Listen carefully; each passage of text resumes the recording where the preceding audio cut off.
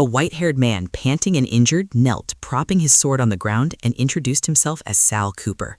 Facing the armored troops, a new family head stood in the shadows, accusing Sal of betraying the family and ordering his immediate execution.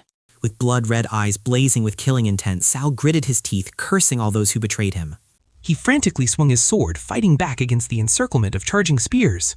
But then a sharp spear pierced through Sal's chest. In his final moments, Sal bitterly realized his entire life dedicated to the family ultimately led to him becoming their victim. Pierced by countless spears, Sal wondered if this was how he would die. Amidst a fiery illusion, a colossal black dragon roared as Sal swore that if there was a next life, he would surely hack all those bastards to pieces. Sal's eyes closed tightly, then slowly opened. He woke up in the body of a small child covered in wounds. Still dazed, the boy sat up, wary of a tall figure appearing at the door. Sal wondered where he was, if this was hell, but this place felt strangely familiar. He quickly splashed water on his face in the cold water. A plump woman in a maid's uniform loudly ordered him to wash up thoroughly because someone would be coming to pick him up. Sal turned to look at the woman with eyes full of killing intent, not hiding his hatred. Provoked by his gaze, the woman swung her hand and slapped him squarely across the face and cursed at him. The boy fell onto the wooden floor, stunned by the powerful slap. Hearing the word brat, Sal stared in shock at his reflection in the puddle, realizing he had truly become a child. Sal smirked, aware of his current situation. He thought to himself, even though he was only 3 years old now, Sal Cooper had truly been reborn. he recalled his previous life as a member of the Cooper family's shadows, one who did all the dirty work in exchange for glory. The family used its wealth to make the shadows willing to endure hardships. As a bastard child, Sal was determined to change his bullied fate. He trained frantically and volunteered to fight for the family when he was not valued. To fulfill orders, Sal massacred countless enemies and even an entire city. He fought repeatedly without rest. After winning every battle, Sal thought he would receive the highest reward, but what he received was an accusation of betrayal and an execution order from the new family head. The betrayer revealed himself, disclosing that he had placed the Shadow Covenant on Sal from day one. All the power Sal painstakingly acquired was transferred to him, while all the damage he suffered was borne by Sal instead. The enemy's mocking laughter rang out as he called Sal a pathetic fool. In a fit of extreme rage, Sal roared and charged towards his betrayer. He merely smirked maliciously as Sal swung his sword with all his might. Sal's blade flashed, aimed directly at the enemy. But in that instant, Sal's body was engulfed by a destructive surge of energy. At that very moment, Sal managed to comprehend the Blood Art Reverse Covenant and reclaimed all the power Alan had stolen. With blazing eyes, Sal Cooper swore that in this life he would never repeat the mistakes of the past. A gnawing hunger struck him. He felt as if he hadn't eaten anything for the past 3 days. Suddenly, a mouse appeared from the nearby pile of straw. Sal smirked, thinking he would use the mouse to fill his hungry stomach, recalling that mouse meat on the battlefield tasted better than human flesh. Just then, a hand pulled back the curtain. 2 men entered, the one in front insulting Sal as trash. They ordered Sal to follow them to meet young Master Alan. As one of them grabbed Sal's hand, he realized this was the exact moment he was cursed by the Blood Art Shadow Covenant in his previous life. But this time, he merely smirked mysteriously. Without hesitation, Sal bent down and bit hard into the hand gripping it. The henchman screamed in pain, while the other frantically urged to capture him. The bitten man furiously swung his fist at Sal and yelled at him not to be so arrogant. Sal deftly dodged the blow and simultaneously spun around, snatching the sword from his opponent's hip. His small hand gripped the hilt tightly. A sharp sword stroke was unleashed, making the henchman scream in agony. He fell to the floor, his face pale with horror, realizing this child knew how to use a sword. Sal held the sword, a triumphant smile on his face, and told himself that the chance for revenge had arrived. The Shadow Covenant is an ancient blood art, allowing the caster to turn the target into their shadow, and had been forbidden by the Empire for 100 years. A chaotic memory of abused children and being called trash flashed through his mind.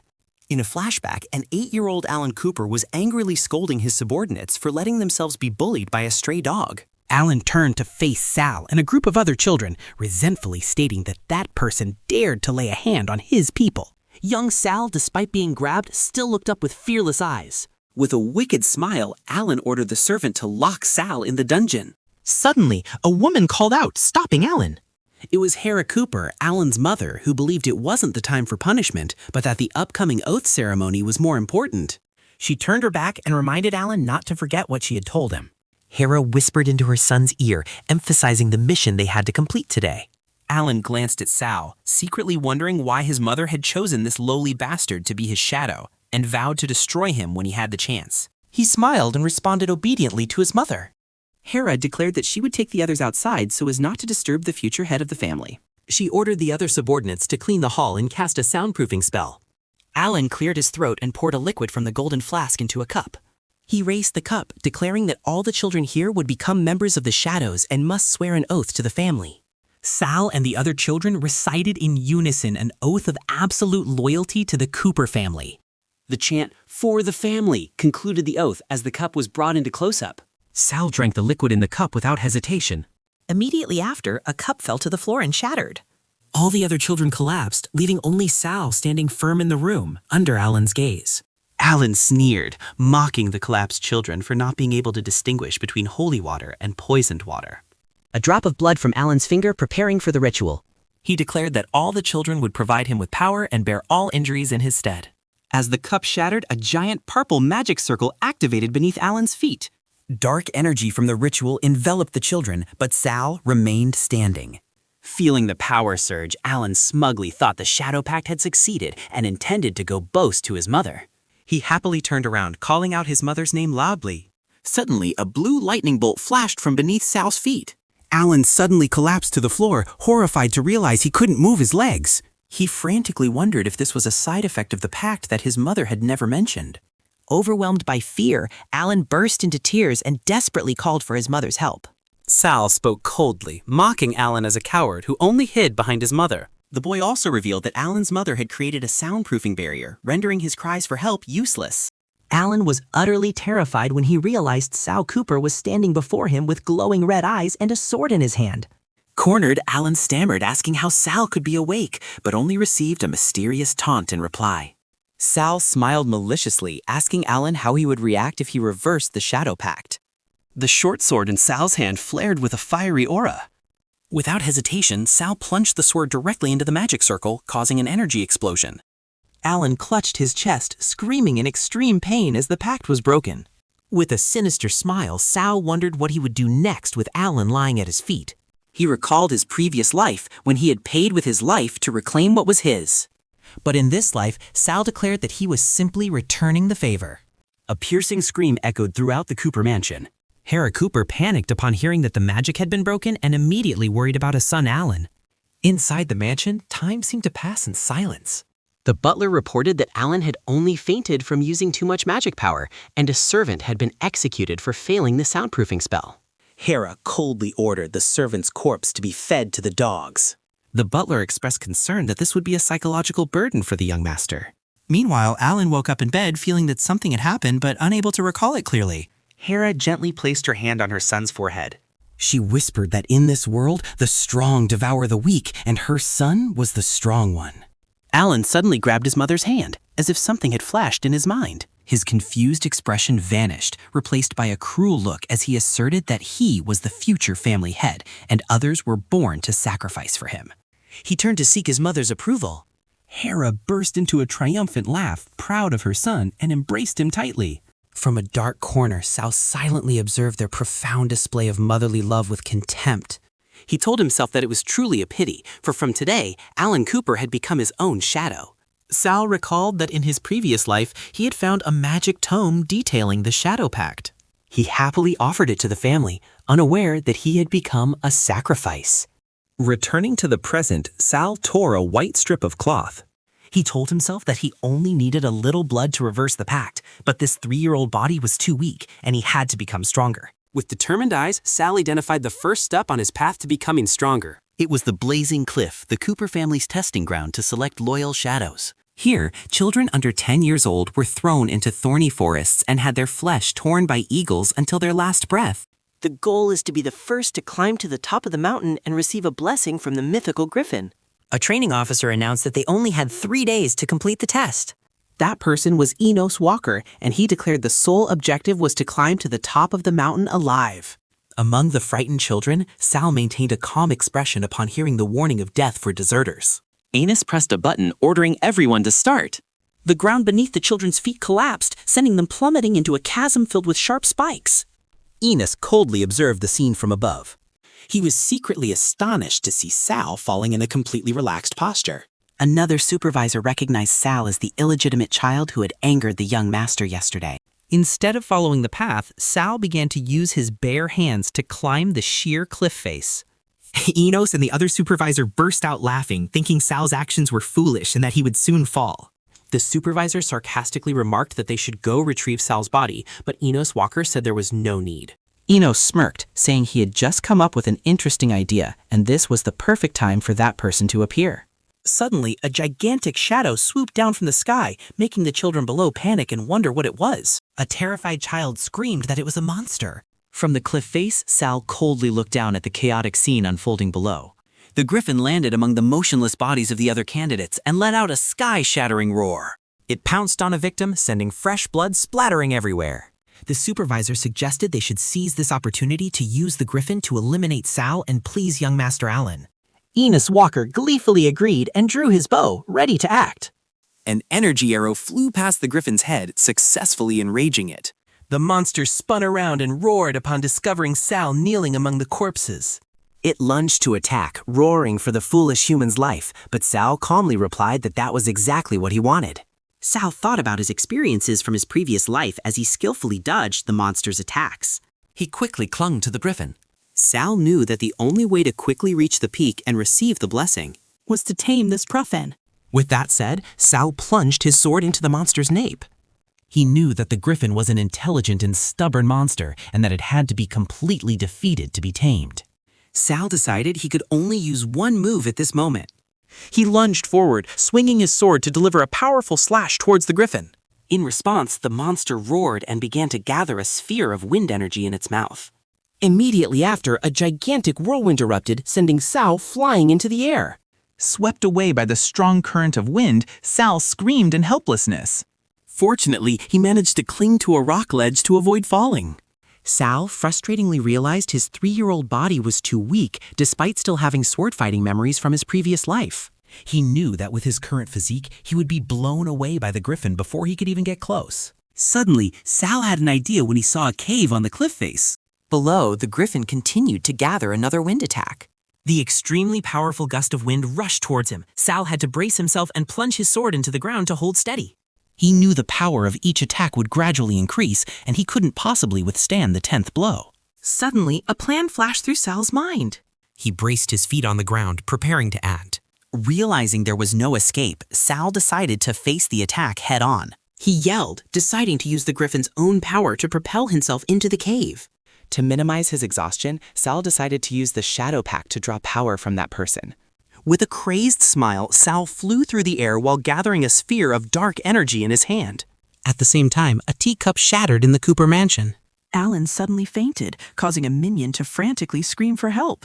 Meanwhile, Sal had landed safely in the cave. He silently cheered because his plan had succeeded.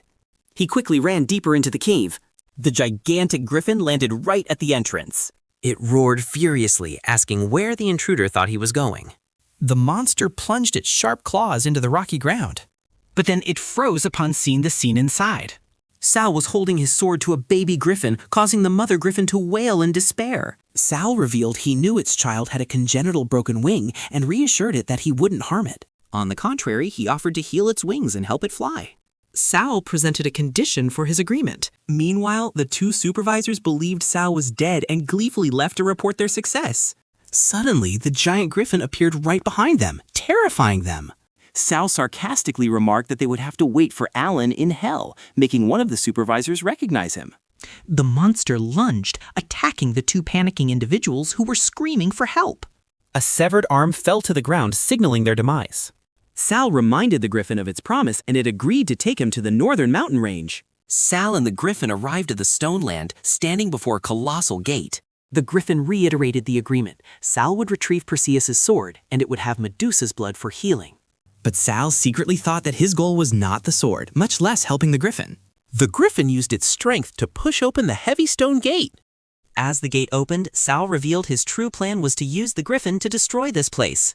Inside, a terrifying Medusa statue with snake hair awaited. The colossal statue had a serpentine body, and on its tail were 3 smaller cloaked statues.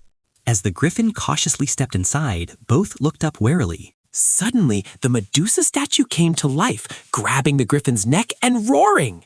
The Griffin retaliated, unleashing a powerful blow that shattered the stone statue. Sal was astonished to see the fragments float and then begin to regenerate themselves. He realized that the 3 smaller statues were the Grey sisters from mythology. The Griffin explained that because they were children of the sea god, they could control seawater. Immediately, a colossal water monster emerged from the ground and roared. The Griffin hastily flew up to evade the surging floodwaters, urging Sal to quickly find the sword. It desperately shouted that if this continued, the entire land would collapse. Sal feigned panic, saying he was looking for clues among the ancient characters on the wall. But then he flashed a sinister smile, secretly thinking his plan to bury everything here was about to succeed. Sal secretly thought he would escape through the secret tunnel he had discovered in his previous life. However, he realized that the current level of destruction was still not enough to bury this place. Amidst the rising waters, Sal shouted, tricking the Griffin that the ancient characters indicated they must destroy the eye on the ceiling. The Griffin looked up in surprise at the glowing red eye watching them. Believing Sal, it let out a roar and shot up into the air. With glowing eyes, the Griffin was determined to remove that eye. It soared past the water monster, heading straight for the target at the top of the cave. Immediately after, the water monster let out a cry of pain and disintegrated. The Griffin landed, astonished to see that the enemy had completely turned back into water. Sal explained that according to mythology, that eye was the weakness of the Grey sisters. The Griffin impatiently pressed about the sword and Medusa's blood, but Sal merely feigned ignorance. Then, with a cunning smile, he pointed and told the Griffin to look. A colossal, flaming sword was deeply embedded in the Medusa statue's tail. Sal began to recount the legend of Perseus using this sword to decapitate Medusa. He said that Medusa's red blood could poison all creatures, while her green blood could heal all ailments. But Sal asserted that it was just a legend, and this place held another secret. He revealed that the appearance of Perseus's sword was the sign for Medusa's revival, and the statue began to stir amidst a dark aura. The giant Medusa statue broke through the ground, rising in a surge of blue energy. Sal confidently said, "All right, let's go out." He thought to himself once Medusa was activated, it wouldn't stop until it was decapitated by Perseus' sword. Sal's red eyes gleamed with determination.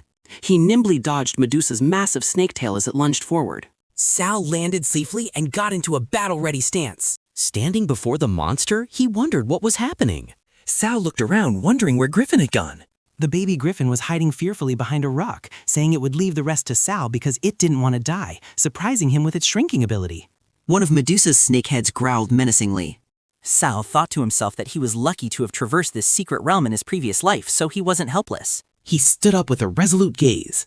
Sal decided he would first retrieve the shield from the stature of the Round Table Knight. He planned to use the shield's reflection to avoid being petrified by Medusa's gaze. At the same time, the shield could also defend against attacks from its gaze. Sal raised his shield, blocking 2 beams of light shot from Medusa's eyes. Damn it, Sal gritted his teeth as he realized the power of the attack. He was knocked backwards, spitting blood from the impact. Injured and sitting on the ground, Sal realized that the shield alone wasn't enough. Medusa used its body to block the secret passage's exit, cutting off his retreat. Sal thought that with his talent level, he couldn't even lift Perseus' sword. But he was determined to try, otherwise he would die without a fight. With all his strength, Sal placed his hand on the sword hilt, defying the risk. To his surprise, he lifted the sword with ease. Just then, a stone snake from Medusa's hair lunged and bit Sal's shoulder. Sal swung the sword, severing the attacking snake. He wondered why he could use the sword when his talent was so low. Memories flooded back, images of Alan mocking his D-rank talent for daring to touch the holy sword. He recalled being tied up, Alan and his mother discussing stripping him of his talent and then using memory erasure magic. Sal was stunned as he realized the hidden truth.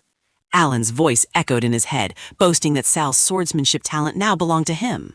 Something inside Sal felt as if it had just shattered. A terrifying surge of crimson energy erupted from Sal's body. The baby Griffin, hiding behind the rock, also exclaimed in astonishment. What happened? It stared at Sal, unable to believe its eyes. The baby Griffin wondered how that child could emerge without a scratch.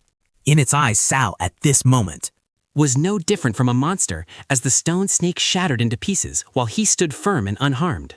Sal suddenly realized that in his previous life, his swordsmanship talent might be S rank or higher. But that talent had been stolen by that bastard Alan.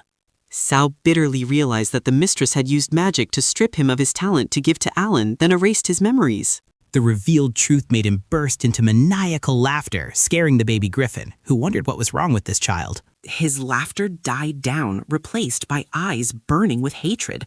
Sal thought to himself that things were getting more interesting and swore he would make the entire family pay. Seeing Sal's strange behavior, the baby Griffin decided to seize this opportunity to sneak away while he was going crazy. But Sal coldly called it back. Griffin, come here!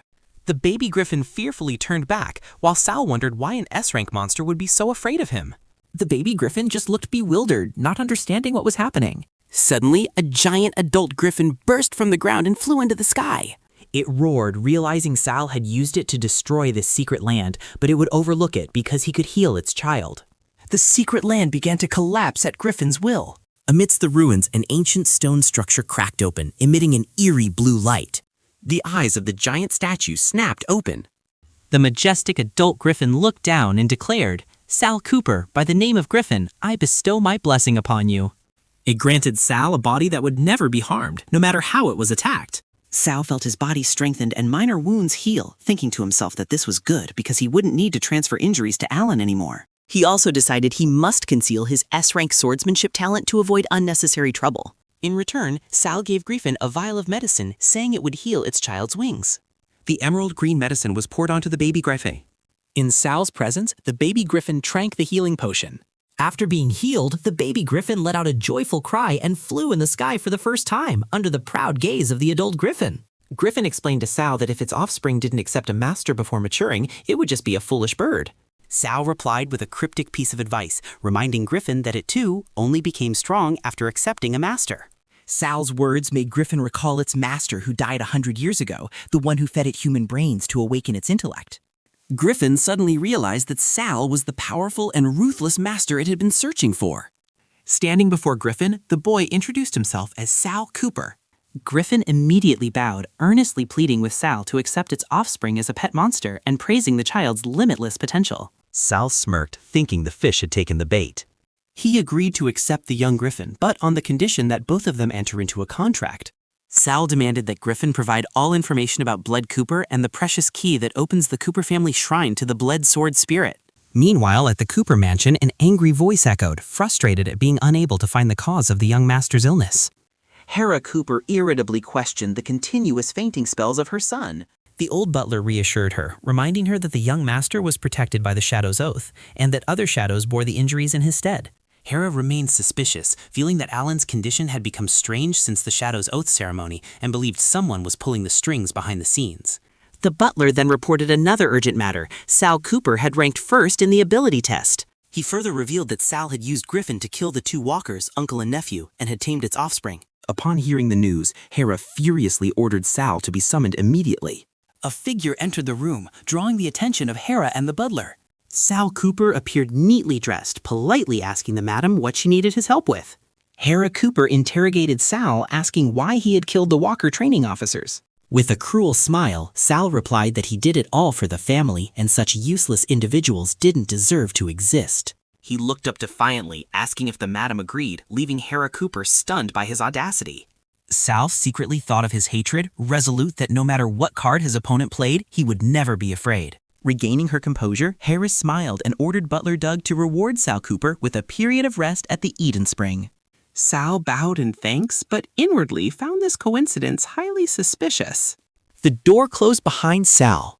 Immediately, Hera ordered Doug to accelerate the research on the seizing magic to take Sal's talent for Alan before the inheritance ceremony. She secretly vowed to spare the arrogant child this time, waiting to see how long he could remain so conceited. The magnificent scenery of the Eden Spring appeared. Sal arrived at the pool where several other children were already soaking. Griffin transmitted a message to him, revealing that its former master had used forbidden magic to seal his soul beneath the Eden Spring to pass on his S-rank swordsmanship talent to an heir.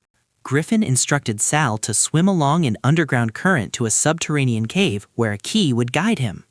However, it also warned that the former master used blood magic and would not be easy to deal with. Sal mused, realizing that claiming the swordsmanship inheritance before Alan would be far from simple.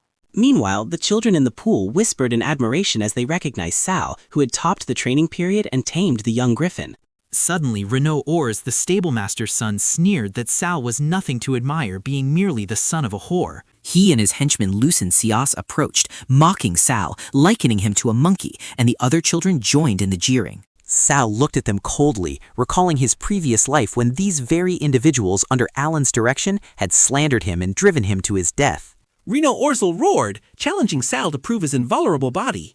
He lunged forward, throwing a punch straight at Sal's face. However, Sal easily blocked Renault's punch with one hand, his red eyes flashing. Very well, I'll show you, Sal said coldly, then grabbed Renaud by the neck and lifted him, making him scream while Lucien Sias called out in terror. Seeing this, Lucien drew a dagger, cursed angrily, and lunged to attack Sal.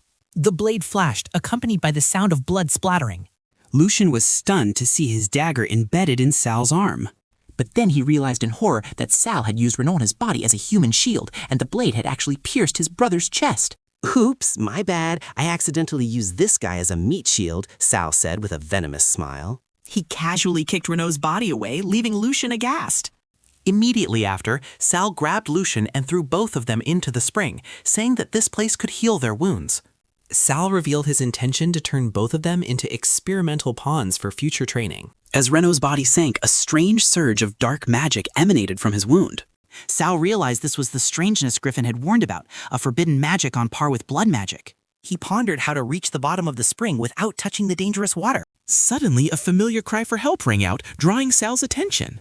He recognized it was Andrea, a girl being dragged away by a man who was scolding her for not serving tea properly. The man raised his fist, intending to beat Andrea, who was cowering on the ground. But his action abruptly froze, his eyes wide with terror, as a mysterious streak of light appeared right before him. Andrea screamed in terror as Sal Cooper stood there, his blazing sword having just struck down the abusive man. Witnessing the abuser lying dead in a pool of blood, the other children panicked, screaming and running off to report it. Sal extended a hand towards Andrea, gently asking if she was all right. In Andrea's eyes at that moment, the boy who saved her life looked like a prince. However, from Sal's perspective, he only saw the little girl looking scared and wondered if he had frightened her. Sal awkwardly apologized, but Andrea quickly denied it. Memories of his past life flooded back, and Sal recalled Andrea being his closest friend, a person with extraordinary magical talent who was anxiously healing him. He also remembered the days they fought side by side, with her always being a strong support from behind. And the moment Andrea, blushing, seemed about to confess her feelings for Sal. Back in reality, little Andrea looked up, tears welling in her eyes, thanking Sal Cooper for saving her life. Sal couldn't help but blush at Andrea's adorable appearance at just 5 years old. He awkwardly replied that it was the right thing to do and told her to call him Sal. Putting aside his embarrassment, Sal directly asked Andrea if she knew a way to enter the spring without touching the water. Andrea responded with a loaded question, asking if he had also realized it. Sal was surprised, not understanding what she was talking about. Andrea explained the spring's curse. Its healing magic would prevent users from receiving any other type of recovery magic. Sal immediately realized this was a control tool used by the Cooper family, forcing the shadows to beg for help when injured. To thank him, Andrea took Sal's hand and said she had a way to help him enter the spring safely. With that, Andrea began to channel her power, and a stream of golden magical energy enveloped her body. Andrea proudly introduced a type of magic she called duck magic, creating a yellow protective membrane around both of them. Sal secretly thought that it was actually isolation magic and could only chuckle at Andrea's naming ability. Just then, the family's subordinates rushed in, shouting that they had found the child killer, which startled Andrea. Sal immediately grabbed Andrea's hand, urging her to run towards the spring. Both jumped into the water, leaving the helpless subordinates watching from the shore. Under the water, Sal noticed an underground current and believed it was the entrance to where he needed to go. Andrea frantically tried to warn Sal that the place was very dangerous, but he didn't understand her meaning. Immediately after, both were sucked into a powerful whirlpool amidst Andrea's desperate screams. They were swept into a dark cave where Andrea woke up first and tried to rouse Sal. Sal slowly regained consciousness, letting out a soft groan. He sat up, looked around, and wondered if this was the place he was looking for. Sal was surprised to find a golden key around his neck, and Andrea explained that it was the gem key used to open the sword spirit's shrine. Sal wondered why he didn't see any door, so Andrea suggested that perhaps it needed to be summoned. Deciding to try her luck, Andrea confidently took the key from Sal's hand. The little girl stood in the middle of a magic circle and began chanting to activate the key. Sal watched, noticing the strange flowers on the cliff walls beginning to shake ominously. Sensing danger, Sal's eyes gleamed with vigilance, and he inwardly thought the situation was terrible. The flowers suddenly transformed into carnivorous monsters, and Sal yelled Andrea's name, rushing to embrace her. Sal held Andrea tightly to protect her as the ground beneath them began to collapse. As Sal was protecting Andrea, a gigantic gate shaped like a monster's mouth suddenly appeared. Sal frantically called Andrea's name when he saw she had fainted in his arms. He gently picked Andrea up. Looking at the distant gate, Sal decided he needed to let Andrea rest in a safe place first. He placed his hand on Andrea's forehead, using the stealth magic she had taught him in his past life to protect her. Sal stood up, his eyes resolute, preparing for a fierce battle to claim the sword spirit's inheritance. He strode alone into the swirling purple energy gate. Inside, the first sight that met his eyes was a pile of women's and children's bodies stacked upon each other. Even though he had prepared himself, Sal was still stunned by this gruesome scene. He watched in horror at the scene of death and a shadowy figure bustling among the corpses. A hideous creature with many eyes lifted its head from the pile of bodies and announced the arrival of a guest. Sal suddenly realized the truth. The Eden Spring was not a place of healing, but a depraved den of the Cooper family, and this was the true fate of those brought here. He wondered in horror if all of them had become food for the sword demon. Sal's eyes turned cold, filled with indignation. The monster suddenly approached, sniffing and recognizing the scent of an S-rank talent from. Sal immediately jumped back, maintaining distance from the dangerous creature. He was utterly astonished, not understanding how it knew his talent rank. The sword demon transformed its arm into a blood blade, asking if he was Alan Cooper, the S-rank talented child, but then remarked that he didn't look pampered at all. It guessed that Sal was just a bastard child who came to claim the inheritance, then lunged to attack. A clash sound echoed as two streams of crimson power collided.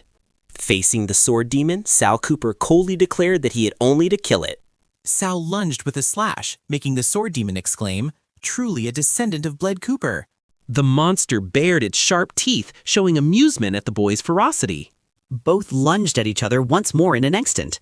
Gleaming blood-red sword strikes clashed, creating countless sparks in the dark space. Suddenly, Sal was hit by a blood attack and cried out in pain. Knocked to the ground, he heard the sword demon's taunts that he was still too weak. However, the monster suddenly froze, noticing something unusual. The wound on Sal's back was healing itself with a golden light, making the sword demon realize it was Griffin's blessing. Sal struggled to his feet, recalling Ancestor Bled's sacrifice and understanding that he had to claim the inheritance at all costs. His entire body erupted with a brilliant golden aura, affirming that hope still remained. A massive golden cross-shaped formation suddenly appeared, stunning the sword demon. It tried to block with its hands, but the formation's power was unstoppable. Pinned against the wall, the sword demon horrifyingly realized this was a blood magic containment formation. Sal explained that over the past 100 years, the Empire had found a way to counter blood magic. He raised his sword, declaring he would take its heart to forcibly claim the inheritance. Helpless in its confinement, the sword demon could only let out a desperate "No!" The inheritance energy began to be violently siphoned from the monster's body. The sword demon mocked Sal, who was holding the sword, feigning fear before he could react. It burst into laughter, calling Sal an interesting little rat it hadn't played with in a long time. The monster mumbled but as its blood-soaked fingers twitched. With a sinister smile, it declared that the game was over. The sword demon admitted Sal had talent, while blood-red spirits began to rise from beneath its feet. However, it asserted that it wasn't enough to acquire its sword skill inheritance. Sal realized the formidable power of his opponent, who could use blood to control blood spirits. He braced himself and yelled as a spirit lunged to attack. Immediately, Sal found himself surrounded by countless concentrated attacks. He then used the Sword of Perseus to create a golden shield to protect himself. The sword demon coldly declared his efforts futile as it touched the shield with its finger. The golden defense shattered into pieces, to Sal's astonishment. He stood frozen, horrified to realize his power was completely useless. The sword demon suddenly grabbed Sal's neck, asking if he knew what happened to a mouse after a cat got tired of playing with it. Choking, Sal felt his blood and mana rapidly being drained. The monster leaned close, saying Sal's aura was familiar, like a concubine it had eaten, and asked if that was his mother. Sal froze, the word mother echoing in his mind. The sword demon opened its hideous maw, declaring it would taste her son. In that instant, something like red crystal shattered within his consciousness. In memory, a gentle voice lulled Sal Cooper to sleep. His mother lovingly held him in his arms, singing a sweet lullaby. The memory shifted to Sal as a child, happily running to pick flowers for his mother. However, the boy carelessly tripped on the way. The image of his mother turning her back and leaving reappeared. She apologized while Sal desperately called out to her. The cruel reality struck when someone pushed his head to the ground, yelling that his mother had abandoned him. Sal was surrounded by other children, beaten and insulted with venomous words. The boy could only curl up, denying everything in his mind. Pushed to his limit, Sal suddenly looked up, his red eyes blazing as he screamed that his mother surely hadn't abandoned him. Sal's fury was ignited when he faced the sword demon, the hideous monster. His eyes flared with crimson energy, a deadly resolve forming. Sal lunged forward, piercing the sword demon's chest with his bare hand and roaring, accusing it of killing his mother. The monster was stunned by the sudden and fierce attack. The sword demon realized in horror that Sal was using its own blood magic to attack it back. With the power of blood magic, Sal tore apart the monster's body. Severely wounded, the sword demon thought to itself that it needed to consume more women to recover its lost power. As the monster collapsed amidst a pile of bones, Sal coldly asked if it tasted good. He stood above, looking down, holding a blood sword, and growled again, asking if his mother was delicious. Amidst his rage, the image of his gentle mother suddenly appeared in Sal's mind, making him freeze and call out her name. Sal pierced the sword demon with the blazing blood ford. The monster fell to the ground, completely overwhelmed. The sword demon thought in terror that this child had gone mad, and it needed to consume more concubines to recover. Sal cruelly twisted the blade deeper into its body. While the sword demon begged to become a sword spirit, Sal merely gave a savage smile. The monster shrieked as its body was torn apart by blood magic. Sal coldly declared that it was unworthy. He unleashed an explosion of blood magic, absorbing the sword demon's entire power. Its energy condensed, ready for Sal to inherit the sword art. Amidst the flow of energy, Sal suddenly wondered if he was a pitiful monster. A vision of his mother appeared, gently saying that she was always by her son's side. He looked up when he heard the name Sal called in his mind. Suddenly, Andrea ran over, anxiously asking about his condition. The girl panicked when she saw Sal covered in blood and quickly offered to heal him. Andrea placed her hand on Sal's cheek using her healing magic. Sal suddenly recalled his previous life, when Andrea also met a tragic end like the concubines. Back in reality, Andrea anxiously hugged him. Sal resolved that in this life he would not let that tragedy repeat. The disappearance of the sword demon led to all the guards of the Eden Spring being executed, and no one dared to bully Andrea anymore. The narration recounted how Sal was framed and tormented by Mistress Hera, yet he miraculously survived. Sal silently observed, remembering the injustices of the past. 4 years later, at the Cooper family trading ground, a swordsman was practicing sword swings. Alan Cooper easily defeated his opponent, mocking their weakness. Duke Hugh Isaac and Duke Leon Cooper observed, praising Alan's rank 2 sword talent. Suddenly, both dukes were drawn to another sight and turned to look. Amidst the noisy crowd, Sal Cooper appeared, looking annoyed. He drew his sword, unleashing the skill Shadow Blade, enveloping the sword in a faint blue aura. With just one move, sword-wind combo, Sal swept away all the surrounding apprentice swordsmen. From above, the two dukes were astonished by the number of techniques Sal had used. They realized this boy had reached the Silver Sword Guard level, an astonishing rank for his age. Alan gritted his teeth in anger, thinking that Sal dared to steal his spotlight. He pointed his sword at Sal and challenged him to a duel. Sal smirked, thinking about Alan's true strength without the talent stolen from him. Both accepted the challenge, each with their own calculations. Sal wanted to test Alan's skills, while Alan wanted to seize the opportunity to kill him. The crowd cheered for Alan, whom they considered the true sword genius. Alan stomped his foot, charging forward to attack first. He was confident he could win as he unleashed a slash that Sal easily parried. Sal yawned, blocked Alan's sword with one hand, and sneered. "Put more strength into it, young master. Did the madam not feed you enough?" Which stunned Alan. Pushed back, Alan roared in fury. He couldn't believe it, because his mother had told him that no one in the family could match his current strength. Sal calmly dodged the attack, thinking that Alan's magic power was too weak and clearly artificially enhanced, indicating he had no sword talent whatsoever. Sal leaped into the air, declaring he would show Alan what a real attack was like. Sal's descending figure was reflected in Alan's terrified eyes. Using Shadow Sword, 3rd form, Sal slashed a brilliant arc across Alan's face. Alan collapsed, clutching his bleeding eye and screaming in pain as his subordinates rushed over in a panic. Witnessing the scene, Sal burst into a delighted laugh. From the balcony, Duke Hugh Isaac sarcastically remarked that Alan's abilities were mediocre, irritating Duke Leon Cooper. Hugh continued to taunt, saying he didn't want his sister to marry a useless person like Alan. Leon Cooper retorted with a veiled threat about Hugh's sister's status, making the atmosphere between them tense. Leon turned and walked away, reminding Hugh about the two families' joint operation in 10 days. When alone, Leon Cooper angrily cursed his useless son under his breath. He turned to ask a maid about the identity of that shadow child and learned it was Sal, the son of an unrecorded mistress. Realizing Sal was also his son, Leon showed interest in his swordsmanship talent and ordered Sal to be brought to his study. Inside the room, lit by a single candle, Leon waited. Leon Cooper's eyes glowed red as he assessed Sal. Sal knelt, respectfully asking, "Master, do you have any commands?"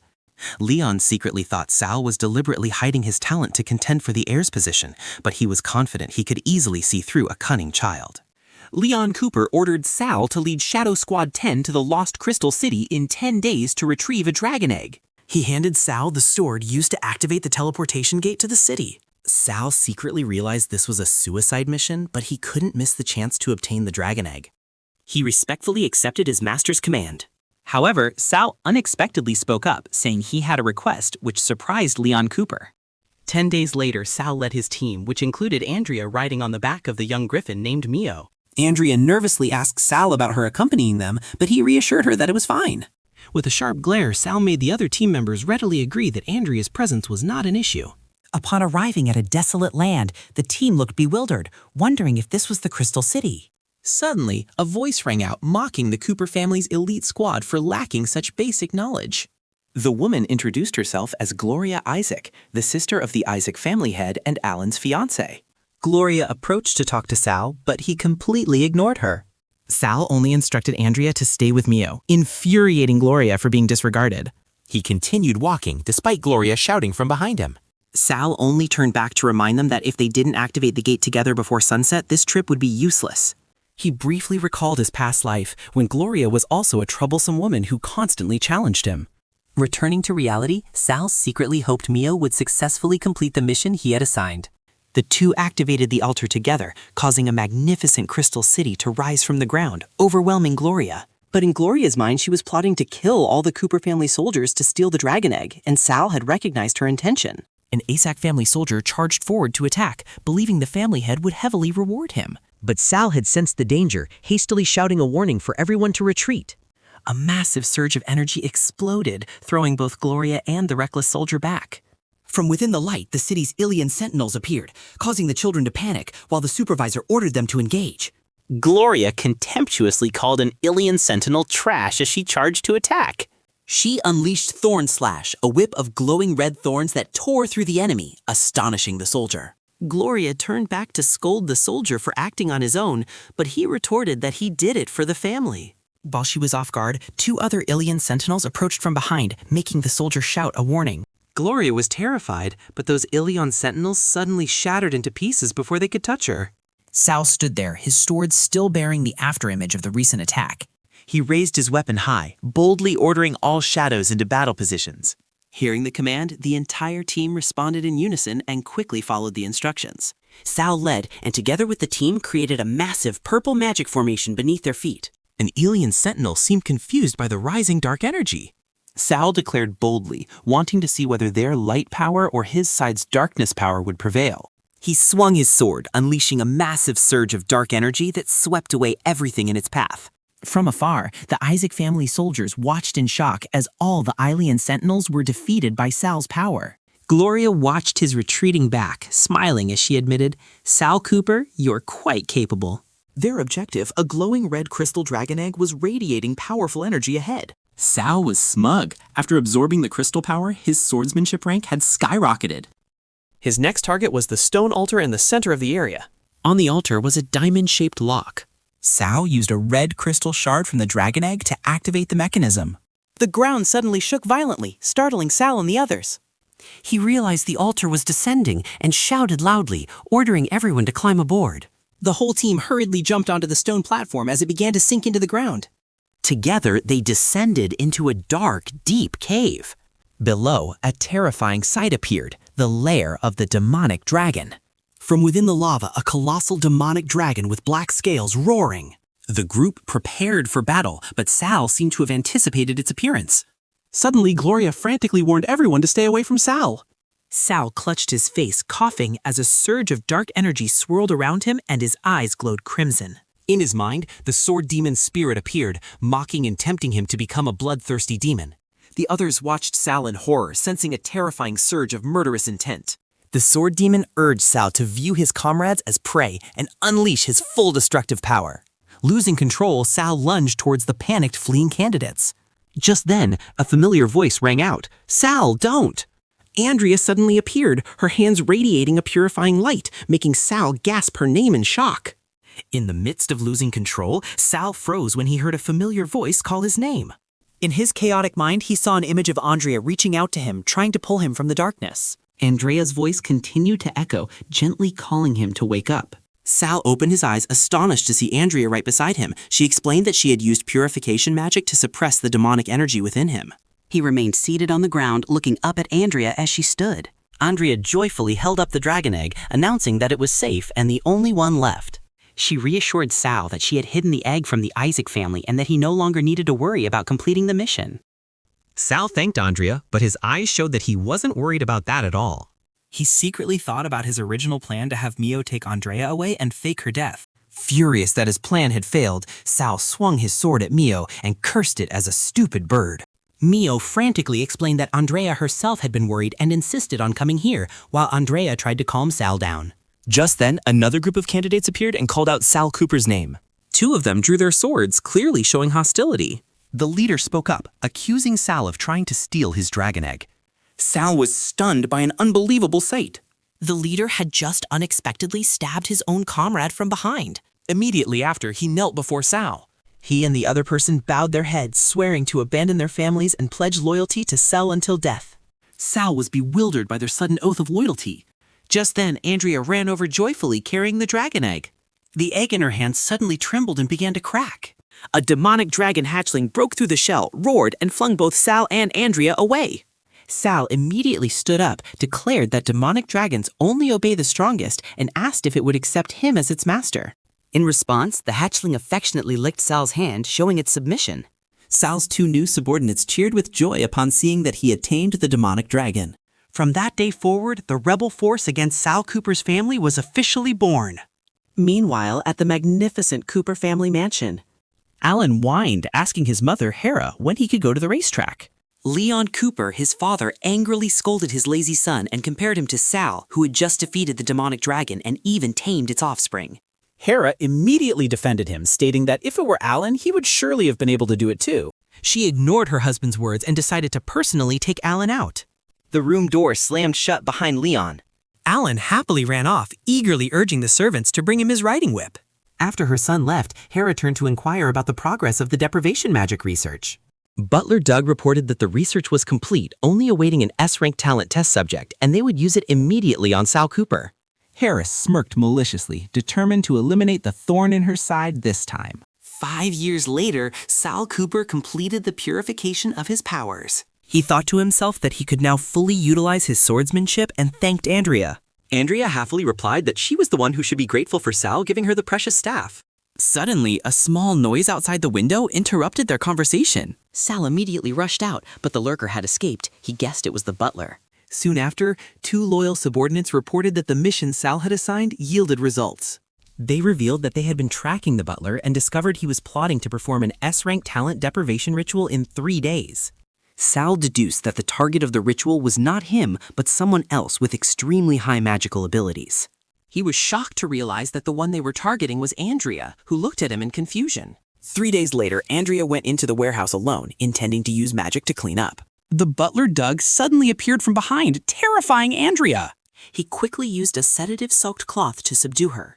Once Andrea was unconscious, Doug ordered his accomplices to begin the plan. Elsewhere, Andrea was bound by magical energy while the dark mages began chanting. Doug stood in the center of the magic circle, leading the ritual to absorb power. He raised the dagger, intending to use Andrea's blood to seize all of her talent. But as the blade was about to touch, the magic circle suddenly exploded violently, throwing Doug back. He was horrified to realize that the person on the altar was merely an illusion created by magic. The real Andrea appeared with a look of indignation, stunning Doug as she declared she wouldn't let him underestimate her. Andrea boldly chanted, unleashing Starshine Lock. Chains of light immediately bound Doug tightly, making him inwardly curse her cunning. Neutralized, Doug furiously ordered the dark mages to capture Andrea for him. Andrea calmly closed her eyes, recalling Sal's advice to simply not hear or see anything. Suddenly, a strange sound echoed, making Doug wonder in confusion what was happening. Two dark mages were horrified to see a demonic dragon and a griffin suddenly charging in. The two creatures immediately attacked, causing one mage to scream for help in despair. Recognizing the dragon and griffin, Doug suddenly heard a murderous voice ring out, warning him for daring to harm Andrea. Sal Cooper appeared, making Doug scream his name in terror. Sal pressed the glowing red blade to Doug's face, coldly asking why he targeted Andrea.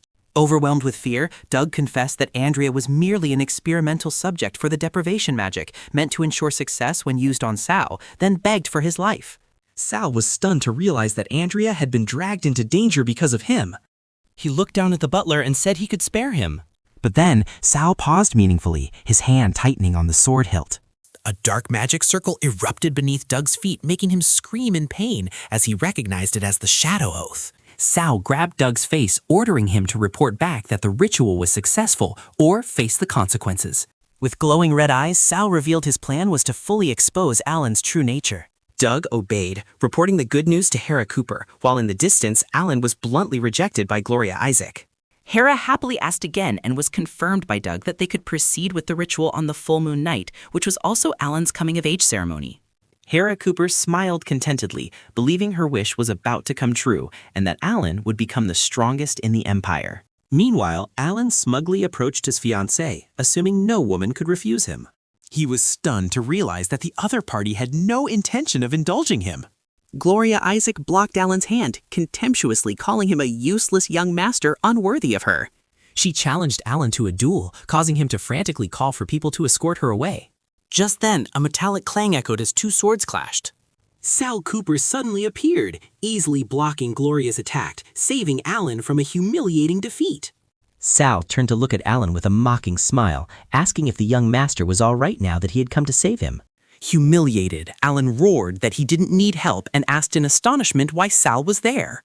Contrary to her previous attitude, Gloria showed great interest in Sal and offered to practice swordsmanship with him, making Alan suspicious. Gloria blushed and said that not everyone was qualified to duel her, further convincing Alan that she had fallen for Sal. Alan gritted his teeth, clenching his fists as he thought about the relationship between Sal and his fiancée. Hera Cooper and Doug approached to call Alan back, and he decided he would deal with Gloria after they were married. Alan had no choice but to turn and leave, politely excusing himself after being harshly rejected. When only the two of them remained, Gloria pressed Sal to agree to her request, but he calmly stated a condition. Sal asked her to introduce him to her brother, Duke Isaac. Afterwards, Sal met Hugh Isaac and offered to help break Gloria's engagement in exchange for borrowing the treasure box of Phantom Time. Sal recalled that in his previous life, Duke Isaac had already been dissatisfied with Alan and had repeatedly tried to annul the engagement but was refused by the royal family. He thought to himself that in this life, with just a little influence, he could change everything. Hugh Isaac mocked Sal Cooper as a foolish child, believing he couldn't break a royal marriage and dared to bargain with him. Sal calmly asked back, "Someone like me?" He unleashed power from his sword, declaring that only someone like him could solve the Duke's problem. Seeing the blazing sword, Hugh Isaac wondered in astonishment if Sal was truly the Cooper family's S-rank talent. Sal slowly approached. He pressed the sword to Hugh's neck and made a terrifying offer. If the engagement can't be broken, then eliminating that useless young master amounts to the same thing, doesn't it? Duke Isaac remained silent, his eyes tense as he weighed Sal's threat. A month later at the Cooper family mansion. Butler Doug reported to Hera Cooper that everything was ready, but Sal was not present, and Alan had gone to look for him, so she immediately ordered Doug to assist her son. Meanwhile, the Cooper family's illegitimate children were discussing how they were treated like hunting dogs for the heir. A subordinate informed family head Leon Cooper that the party had begun as instructed, so guests wouldn't have to wait. Unexpectedly, Hugh Isaac appeared and greeted Leon, but the Cooper family had coldly replied that he didn't recall inviting this Duke. Sal and his subordinates also arrived. He sarcastically remarked that this was his future brother-in-law's coming-of-age ceremony, so he had to join the fun, then ordered the activation of the box of phantom time. Sal quietly stood, waiting for his plan to be executed. An ancient box began to glow as the incantation, Abyss Gate, Shadows Weave 1,000 Illusions was chanted. Sal's subordinates channeled their magic, opening the phantom realm from the box of phantom time. A colossal magic formation enveloped the entire mansion, trapping everyone within a magical barrier. Inside the illusion, Sal found his target and said, "I finally found you." Alan turned around, holding a wine glass with a smug look, and asked Sal what he was doing hiding here alone. Inside the illusory space, a painful memory began to resurface. Alan offered a fake apology to Sal, who was chained in the vision of his previous life. He maliciously declared that Sal's sword talent now belonged to him. Alan asserted that it was Sal's predetermined destiny. In another fragment of memory, Andrea screamed Sal's name in horror. Back in reality, Andrea was distracted in the warehouse when a colleague urged her to work. Thanks to her star power ability, she realized those images were not dreams, but truths from her past life. This ability allowed the mage to see the past and future, making Andrea realize Sal was in danger. She rushed off, determined to stop Alan before he acted. In the illusory garden, Alan stood there, completely unaware he had fallen into a trap. Sal saw his target holding a wine glass and thought to himself that the time had come. Andrea suddenly appeared and, using her star power, cast light magic to put Alan to sleep. Sal turned back in surprise, seeing Andrea's unexpected intervention. He coldly ordered his subordinate, and a shadowy figure immediately rushed forward. Sal's man quickly restrained Andrea, covering her mouth. Hera Cooper observed from a distance, secretly astonished that Andrea could still use magic. She dismissed her doubts, believing that the upcoming deprivation ceremony was the most important thing. Sal tilted his head back and drained the wine glass, and blood immediately flowed from his nose. As Sal collapsed, Alan mocked that a fool like him was tricked by the same scheme twice. Inside the illusion, Alan roared at Sal, who was in chains, questioning why he possessed S-rank talent. He screamed frantically, not understanding why Sal could tame a dragon. In a fit of rage, Alan choked Sal, jealous that even Gloria liked him. He declared that all those things should have belonged to him, while Sal coughed up blood. Hera Cooper appeared, coldly ordering her son not to waste time and to begin. Alan drew a special dagger, one that could temporarily pierce even an invulnerable body, and Sal merely remarked indifferently that it wasn't bad. With a smug smile, Alan declared he would reclaim everything that belonged to him. He plunged the dagger into Sal's chest and screamed that this was the end for him, making Sal cry out in pain. Alan laughed maniacally, declaring that from now on, he would be the official heir of the Cooper family. But Sal, who seemed to be dying, slowly lifted his head. He burst out laughing and asked Alan if he was performing a stage play. Alan and Hera Cooper were stunned, unable to believe what was happening. Sal used his power to shatter the binding chains. He stood up gracefully, challenging Alan to open his eyes wide and see who truly was at their end. With a snap of his fingers, Sal shattered the entire illusory space. The dark dungeon scene shattered, revealing the crowded and magnificent banquet hall once more. Alan was aghast to realize he was standing in the middle of the banquet hall, witnessed by everyone. The guests, including Gloria Isaac, began to whisper and condemn Alan's bizarre actions. Hera Cooper wondered in horror how the plan had failed and frantically sought to salvage the situation. Alan screamed frantically, blaming Sal for setting him up, while Hera Cooper tried to cover for her son. The iron gauntlets of an uninvited guest tightened with amusement. Hugh Isaac clapped sarcastically, asking Duke Cooper if he found this play wonderful. Duke Leon Cooper roared his failed son's name, his eyes blazing with fury. Hera Cooper hastily stepped forward to take all the blame, begging her husband to punish her instead of Alan. Without hesitation, Leon struck Alan away with a direct blow, despite Hera's horrified screams. Witnessing the scene, Sal coldly commented on the master's cruelty. Humiliated, Alan screamed in resentment that everything Sal had should have been his, causing Hera to quickly stop him. The guests' whispers about Leon trying to save face reached Alan's ears, leaving him stunned. Leon drew his sword, its blade enveloped in purple magic, terrifying Alan. The Duke raised his sword high and declared loudly, "The inheritance competition begins today." The Cooper family's illegitimate children were stunned by the sudden announcement. Surprise quickly turned into ambition as they realized their chance had come, targeting Sal as their first objective. Hugh Isaac burst out laughing, mocking the so-called Cooper family spirit he had just witnessed.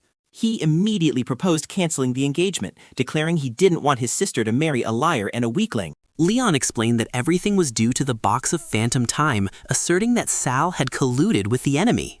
He secretly told himself that in front of the nobles, taking a step back to preserve the family's honor was the wisest choice. Leon accepted Hugh's request and promised to explain to the king, leading Hugh to praise his decisiveness. Finally, Leon pointed his sword at Sal and laid down a condition, allowing him to contend for the position but forbidding him from harming the family's reputation. Leon threatened to make Sal disappear. Sal merely smirked, asking if he thought Sal cared about that position. He gripped Leon's blade, letting blood flow on his hand, and challenged him to strike immediately. Leon was stunned by Sal's insane reaction and defiant attitude.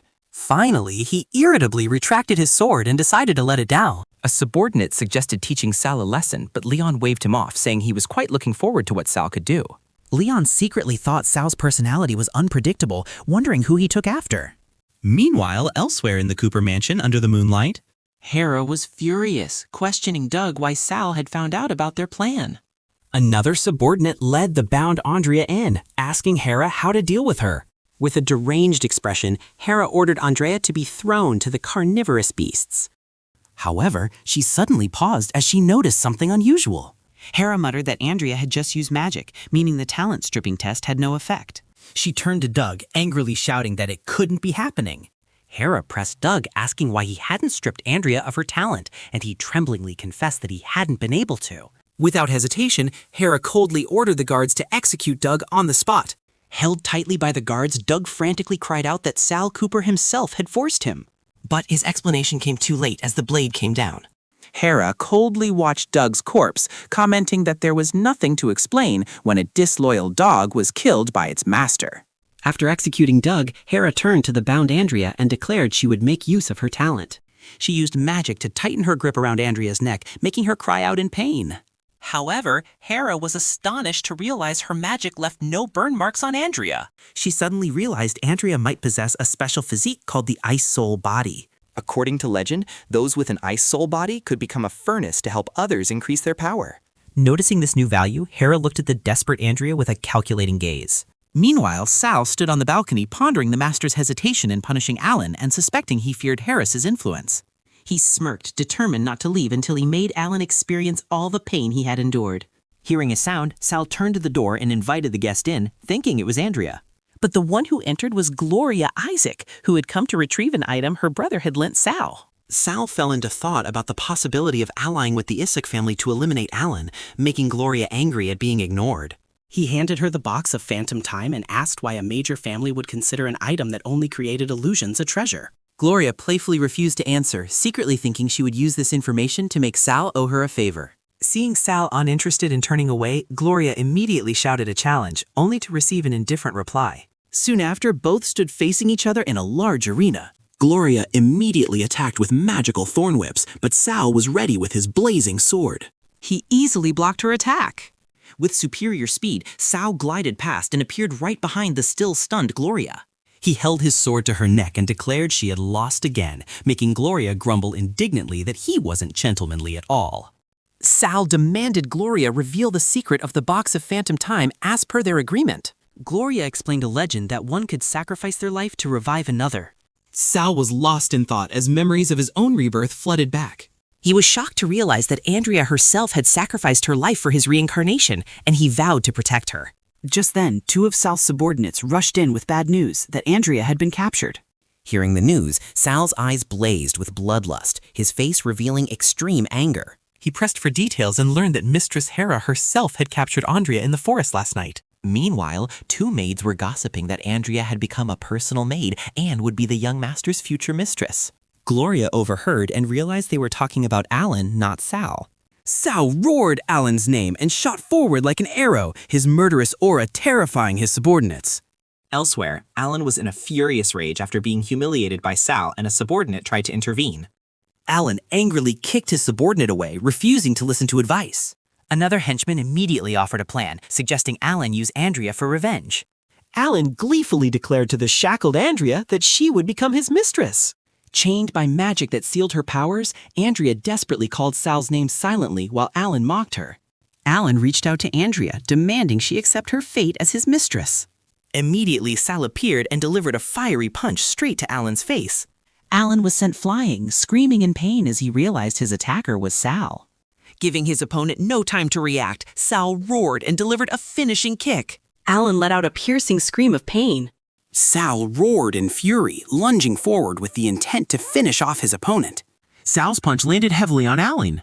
The immense impact sent Alan flying far away. Facing Sal, who was radiating dark murderous intent, Alan frantically cried for help. Sal unleashed a surge of energy, knocking away Alan's subordinates who were rushing to his aid. Sal's subordinates rushed over, horrified to realize their young master was losing control. The magical chains on Andrea's hands shattered. Gloria urgently prompted Andrea, saying that Sal was being demonized again. Andrea rushed to embrace Sal from behind, trying to call him back to his senses. Meanwhile, other subordinates quickly helped the heavily injured Alan leave. Hera Cooper had just arrived, stunned to see her son in such a pathetic state. She turned and angrily questioned Sal, calling him an ungrateful traitor.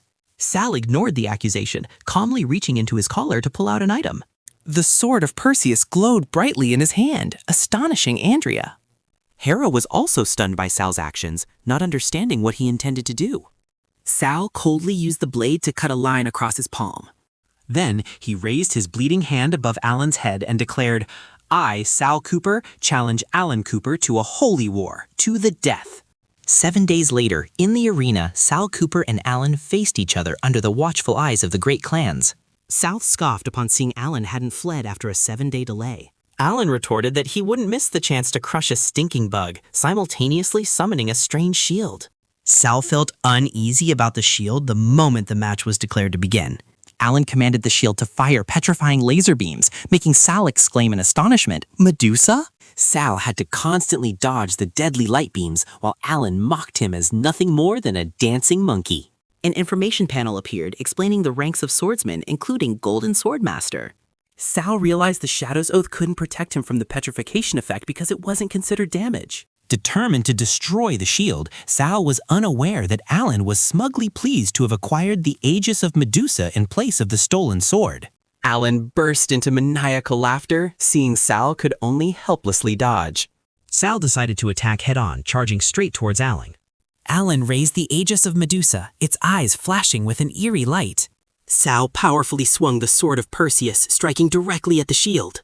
The moment of impact, Sal's sword blade began to petrify, leaving him stunned. Roaring in anger, Sal poured all his strength into attacking Alan. Sal's strike grazed Alan, leaving only a small scratch on his arm. Alan smirked, revealing that he was now a golden staff mage. He cast dark magic, summoning a resentful spirit from the ground to devour Sal.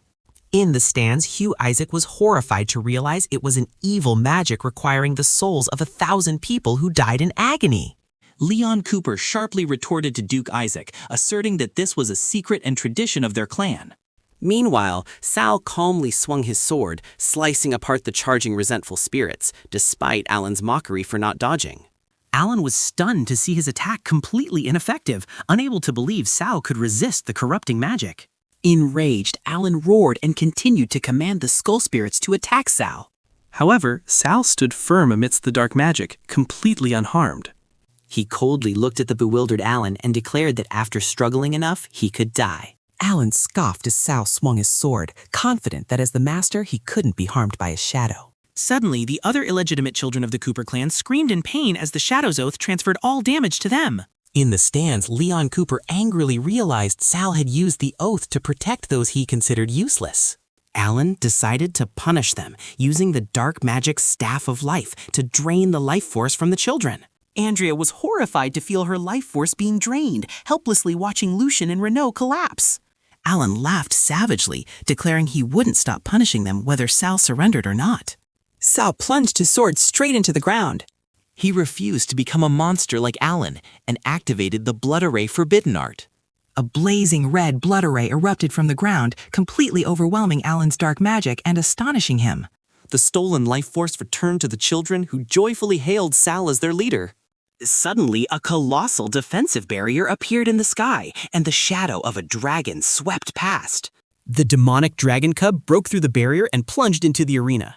It landed behind Sal, snarling at a petrified Alan while Sal spoke his final words to his brother. Facing Alan's frenzy, Sal merely smirked as the demonic dragon behind him roared powerfully.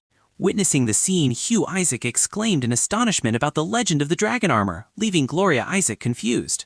Legend has it that when a dragon and its master are in sync, they can change form to enhance the master's power. Amidst blue lightning, the demonic dragon began to transform, its parts gradually merging into a suit of armor. Sao stood proudly in the complete dragon armor, declaring this to be the dragonized state. Alan screamed in panic, unable to believe that Sal and the dragon could synchronize their minds. In despair, he thought it was an illusion and decided to use a grand forbidden art to dispel it. Alan's magic summoned a hideous monster formed from blood and skulls. Sal coldly raised his greatsword, declaring that their shared wrath for Alan had connected their wills. With a single strike, Sal easily cleaved the dark monster in two. Immediately, he closed in on Alan, who was frozen in fear. Sao severed Alan's staff-wielding arm, declaring this strike was for the innocent people whose talents he had stolen. In the stands, Hera Cooper frantically cried out her son's name, but Leon Cooper sternly ordered her to sit down. Alan roared in pain, his body transforming into a grotesque, muscular monster. Sal landed steadily, unfazed by his opponent's transformation. He raised his blazing sword high, dedicating the next strike to the shadows and Andrea, who had died tragically in his previous life. Sal's eyes were sharp and cold inside his helmet as he condemned all of Alan's wicked deeds in the past, present, and future. Sal soared into the air, delivering the finishing blow and shouting, "Go to hell, Alan!" The greatsword collided with its target, creating a violent shockwave, ending the match. As Hera Cooper cradled her defeated son, Leon Cooper angrily shouted that she was not to interfere with the sacred deathmatch. Hugh Isaac observed from afar, revealing that Hera was once a formidable S-rank mage before marrying Duke Bled and retreating into seclusion. Amidst the audience's speculations about her true power, Hera began to accumulate a colossal amount of magical energy. In a fit of rage, Hera unleashed the 8th-tier magic Holy Spear and swore to personally end Sal. Suddenly, a powerful man appeared on the throne, ordering everyone to stop and unleashing a wave of purple energy. Hera's Holy Spear was easily shattered into pieces by that power. Sal stood firm, unharmed after being protected by that mysterious force. Hugh was astonished to realize it was the silent sword Saint Bled, wielding his invincible technique, Magic Restraining Ripple. Patriarch Bled Cooper coldly declared that the family did not welcome Sal and ordered him and his subordinates to leave. Faced with Hera's fury, Bled pointed and warned Sal to get out of his territory. Sal calmly accepted and leading his loyal followers turned and walked away. After leaving the Cooper territory, they headed out into the vast plains. Along the way, Hugh Isaac caught up and frankly invited Sal to join his family, but Sal questioned him back about his intentions to start a war. Cornered, Hugh could only remain silent before Sal's sharp words. Sal proposed a deal. Hugh would help him enter the Royal Academy, and in return, Sal would provide intelligence from the capital. He was confident in his trump card, his S-rank swordsmanship talent. Sal revealed his plan to become the true disciple of the hidden sword saint, Chris, leaving Hugh utterly stunned. Meanwhile, a weary wandering swordsman was resting in front of a magnificent building. Chris, the hidden sword saint, let out an annoyed hiccup, wondering who was speaking ill of him. Days later, Sal Cooper and Hugh Isaac rode towards the outskirts of St. Gordon City, where 3 towering magic spires stood. Hugh warned Sal that the city was teeming with nobles and that he needed to be extremely careful outside the academy. While Hugh chattered on, Sal secretly thought that this guy was untrustworthy and that he needed to find a way to separate from the group. Hugh reassured Sal that he would take care of everything, arranging for Andrea to live with him and leaving Sal's soldiers at the Isaac family manor to deal with the bandits. Hearing the words bandits, Sal realized this was the opportunity he had been looking for. When Hugh explained that the bandits were actually noble subordinates, Sal immediately volunteered to deal with them. Sal spurred his horse forward, shouting for Hugh to take Andrea to the Academy's magic school. Deeper into the forest, Sal stood on a high branch observing the bandits' hideout below. He recalled from his previous life that Chris's daughter Angela was being held captive here when she was only 7 years old. Sal knew that her father Chris was desperately searching for his daughter at all costs. With the demonic dragon cub, Sal resolved that saving Angela would be his path to becoming Chris's disciple. He activated his power, his legs enveloped in the fiery energy of his dragonized state. Sal completed his transformation, donning the majestic dragon armor and radiating an astonishing surge of power. In the forest, a group of guarding bandits suddenly flinched at a strange sound. A bandit was suddenly impaled through the neck from behind by a shadow spear. The remaining bandits panicked as they were swiftly slaughtered by invisible attacks. In his dragon armor, Sal stood on a bandit's corpse, demonstrating the inherited skill Fleeting Blood Shadow. Sal, in his dragon armor, prepared to unleash his second inherited swordsmanship skill. With Blood Serpent's fury, his greatsword erupted in flames, engulfing a bandit. The bandit leader, Plum, roared at challenge and charged at Sal. The two swords clashed, creating a deafening metallic clang. Sal soared into the air, unleashing his third skill, Blood Shadow Slash. Plum was horrified, recognizing it as the Cooper family's blood demon sword, and tried to say something. But Sal's slash was faster, cutting a deep gash across him. The remaining bandits exploded into blood figures. Standing amidst the blazing red specters, Sal coldly declared that he didn't care who they were. After the battle ended and he removed his armor, Sal saw Mio frantically flying towards him.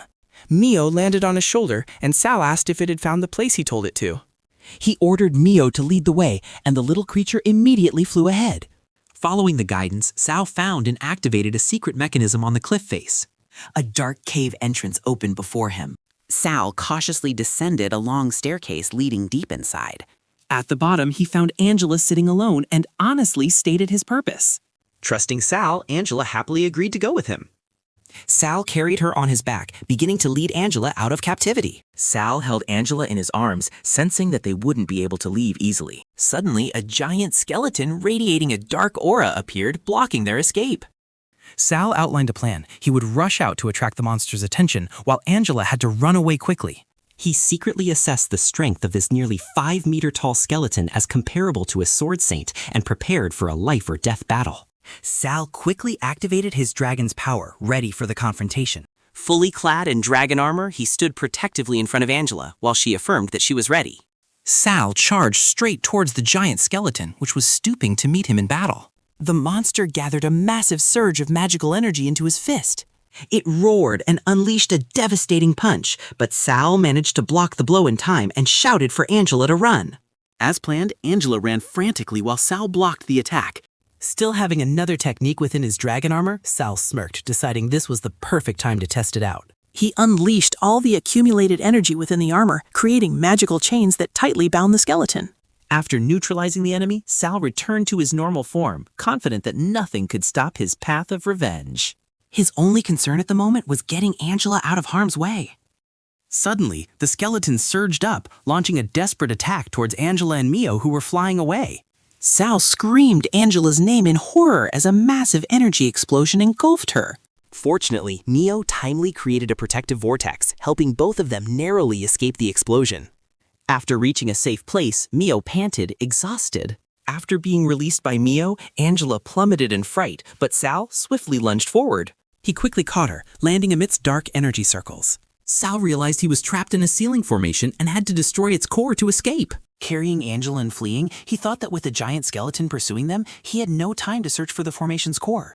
Angela immediately asked if the formation's core was in a restricted important area. Sal confirmed and asked her in return. She pointed in one direction, saying it was the closest of the 3 forbidden areas she wasn't allowed near, and Sal decided to follow. While moving, Sal assessed that the monster, though strong, was slow and could only attack from a distance.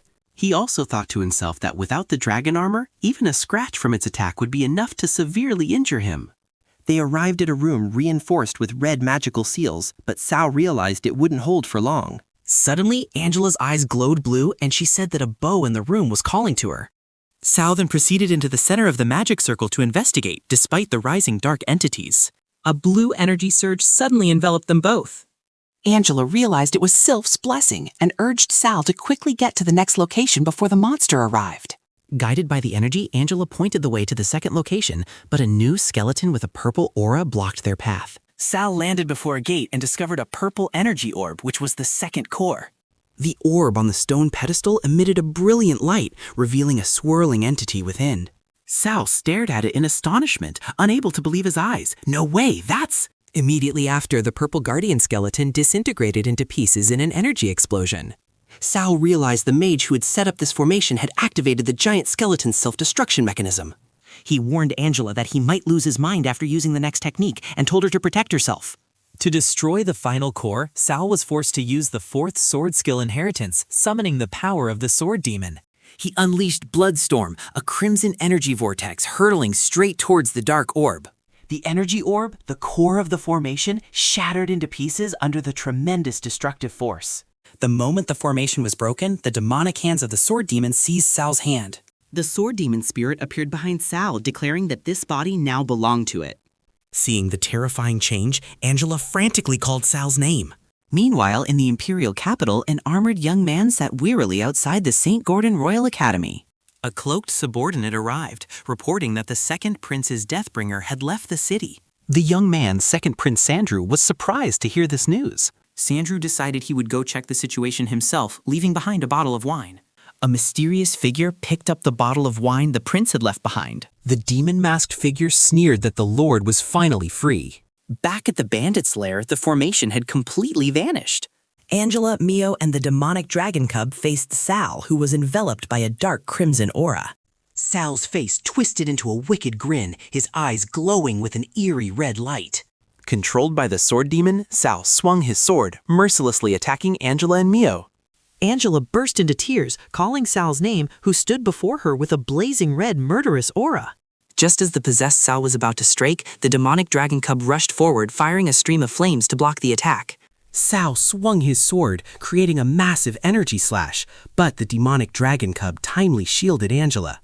On the ground, Mio also stood in front of Angela, ready to protect the frightened girl. In a flashback, Sal had warned Angela that he might lose his mind and attack her, but she still trusted him implicitly. Angela had then asserted that she would definitely survive. Back in reality, she raised her glowing bow, preparing to face her controlled brother. Riding on Mio's back, Angela fired an arrow of light, forcing Sal to leap into the air to dodge. Angela stood defensively, with Mio in front and the demonic dragon cub hovering above. Controlled by the sword demon, Sal grinned sinisterly, wondering which prey to devour first. The pressure from the sword demon completely paralyzed Angela, rendering her unable to move. Sal pressed the crimson sword against Angela's neck, craving her pure blood. Angela's comforting words seemed to reach Sal, causing a tear to roll down his demonic face. Inside his mind, Sal's consciousness was silently screaming at his own actions.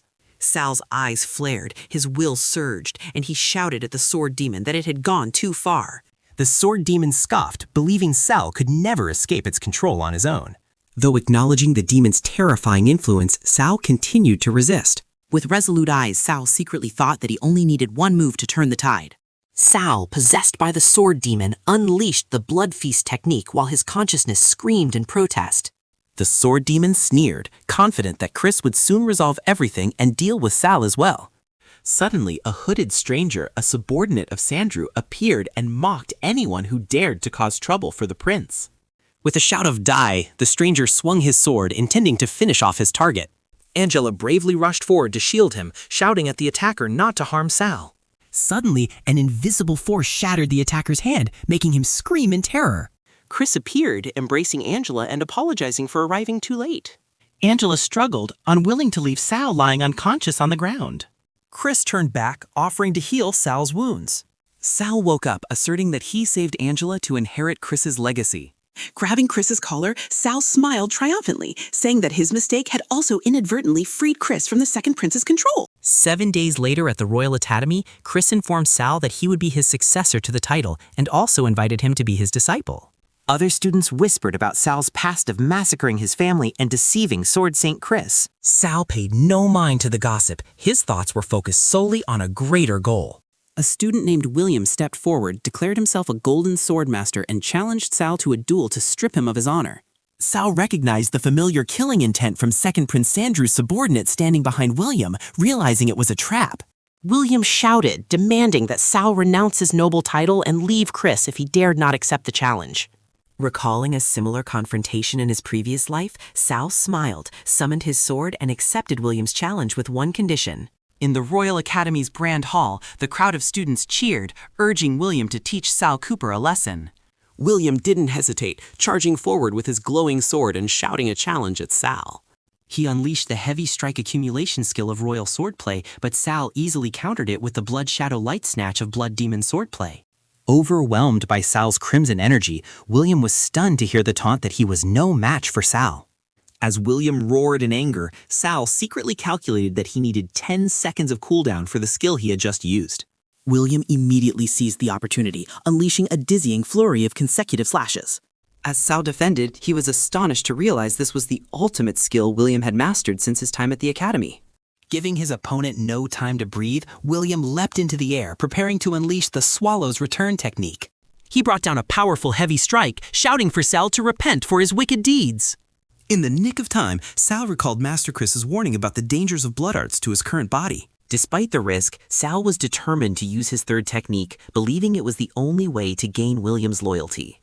Just as William's blade drew near, magical blood threads from Sal blocked the attack. Sal stood up, unleashing the third technique of Blood Demon swordplay, Heavenly Blood Shadow Blade. William looked up in horror at the sky, where thousands of blood blades hovered, ready to strike. Sal pressed his glowing red sword to William's neck and said he felt nostalgic seeing that interesting expression again. Suddenly, Sal burst into maniacal laughter, his bloodshot eyes revealing that he was being consumed by the power of blood magic. William anxiously realized Sal was being controlled by bloodlust and didn't know what to do to help. Losing control, Sal unleashed a massive wave of crimson energy, blowing everyone in the Grand Hall away.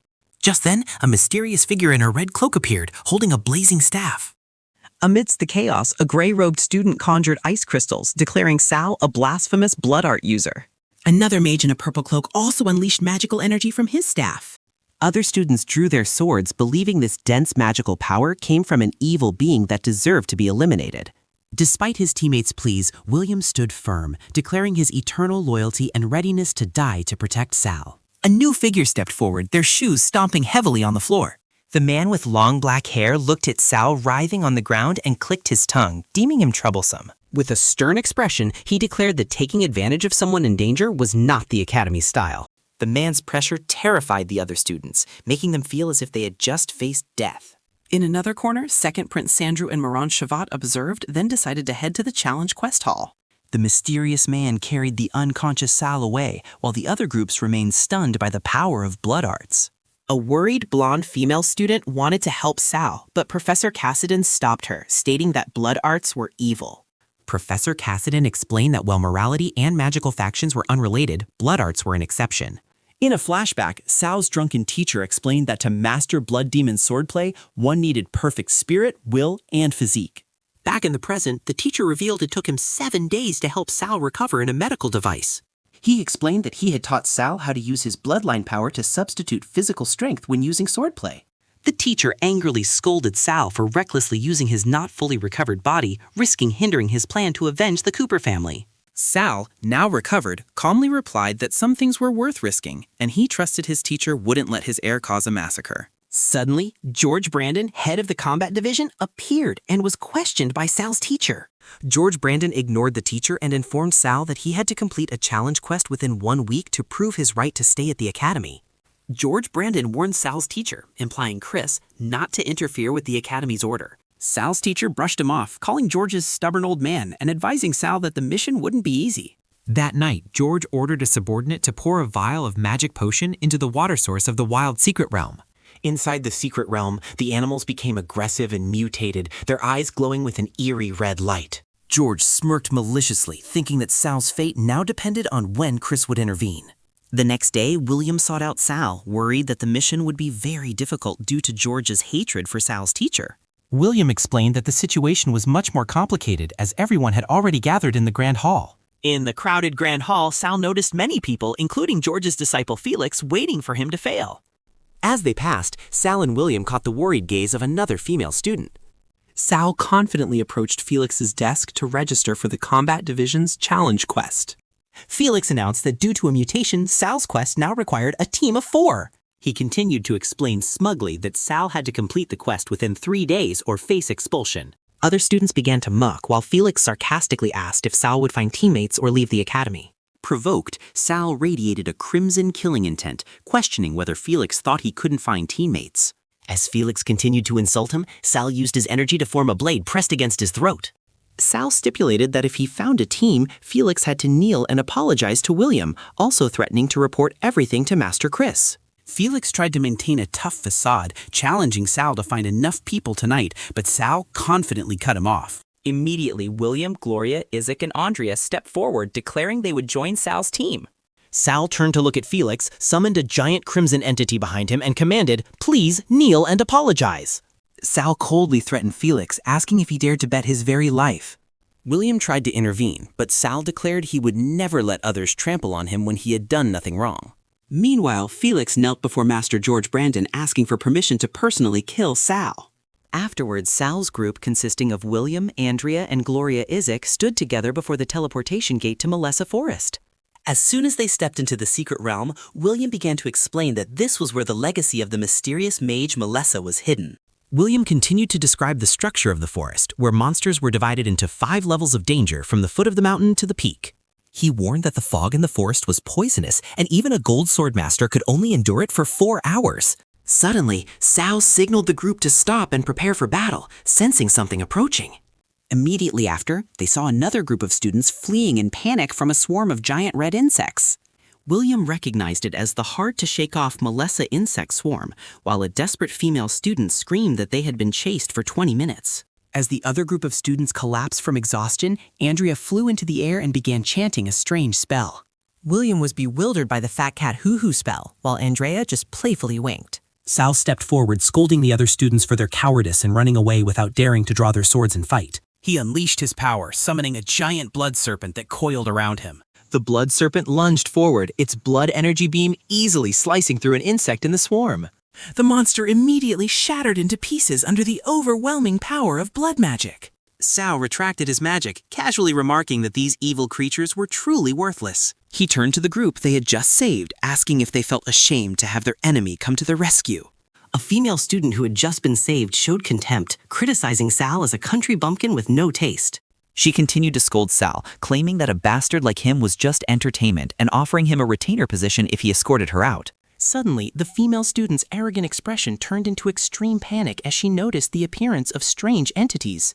William warned everyone that monsters attracted by the insect swarm were approaching, and they seemed very unusual. A giant bear monster roared ferociously, emerging from the shadows and charging towards Sal's group. Sal was unfazed, casually thinking that he would kill them all, one by one. The narration explained that the Cooper family's blood demon sword art takes blood magic as its core, and Sal charged to attack the monster.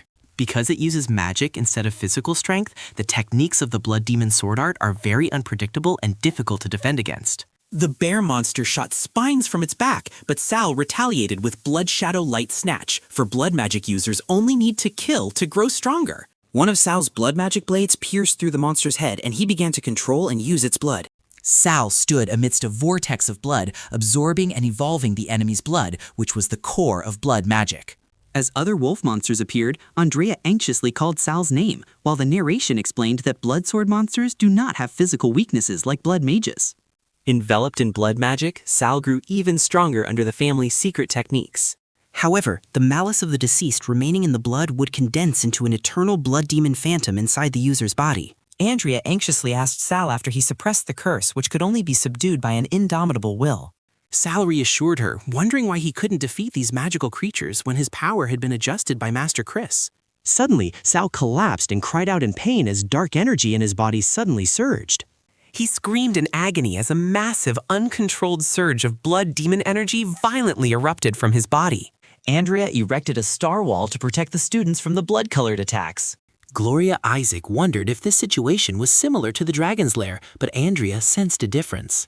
A female student wearing glasses explained that those who practice blood magic would eventually go mad, just like the first and second generation heads of the Cooper family. Despite Sal's warning that she was courting death, Andrea still decided to use the spiritual resonance technique. Andrea's eyes glowed red as she successfully entered Sal's inner world.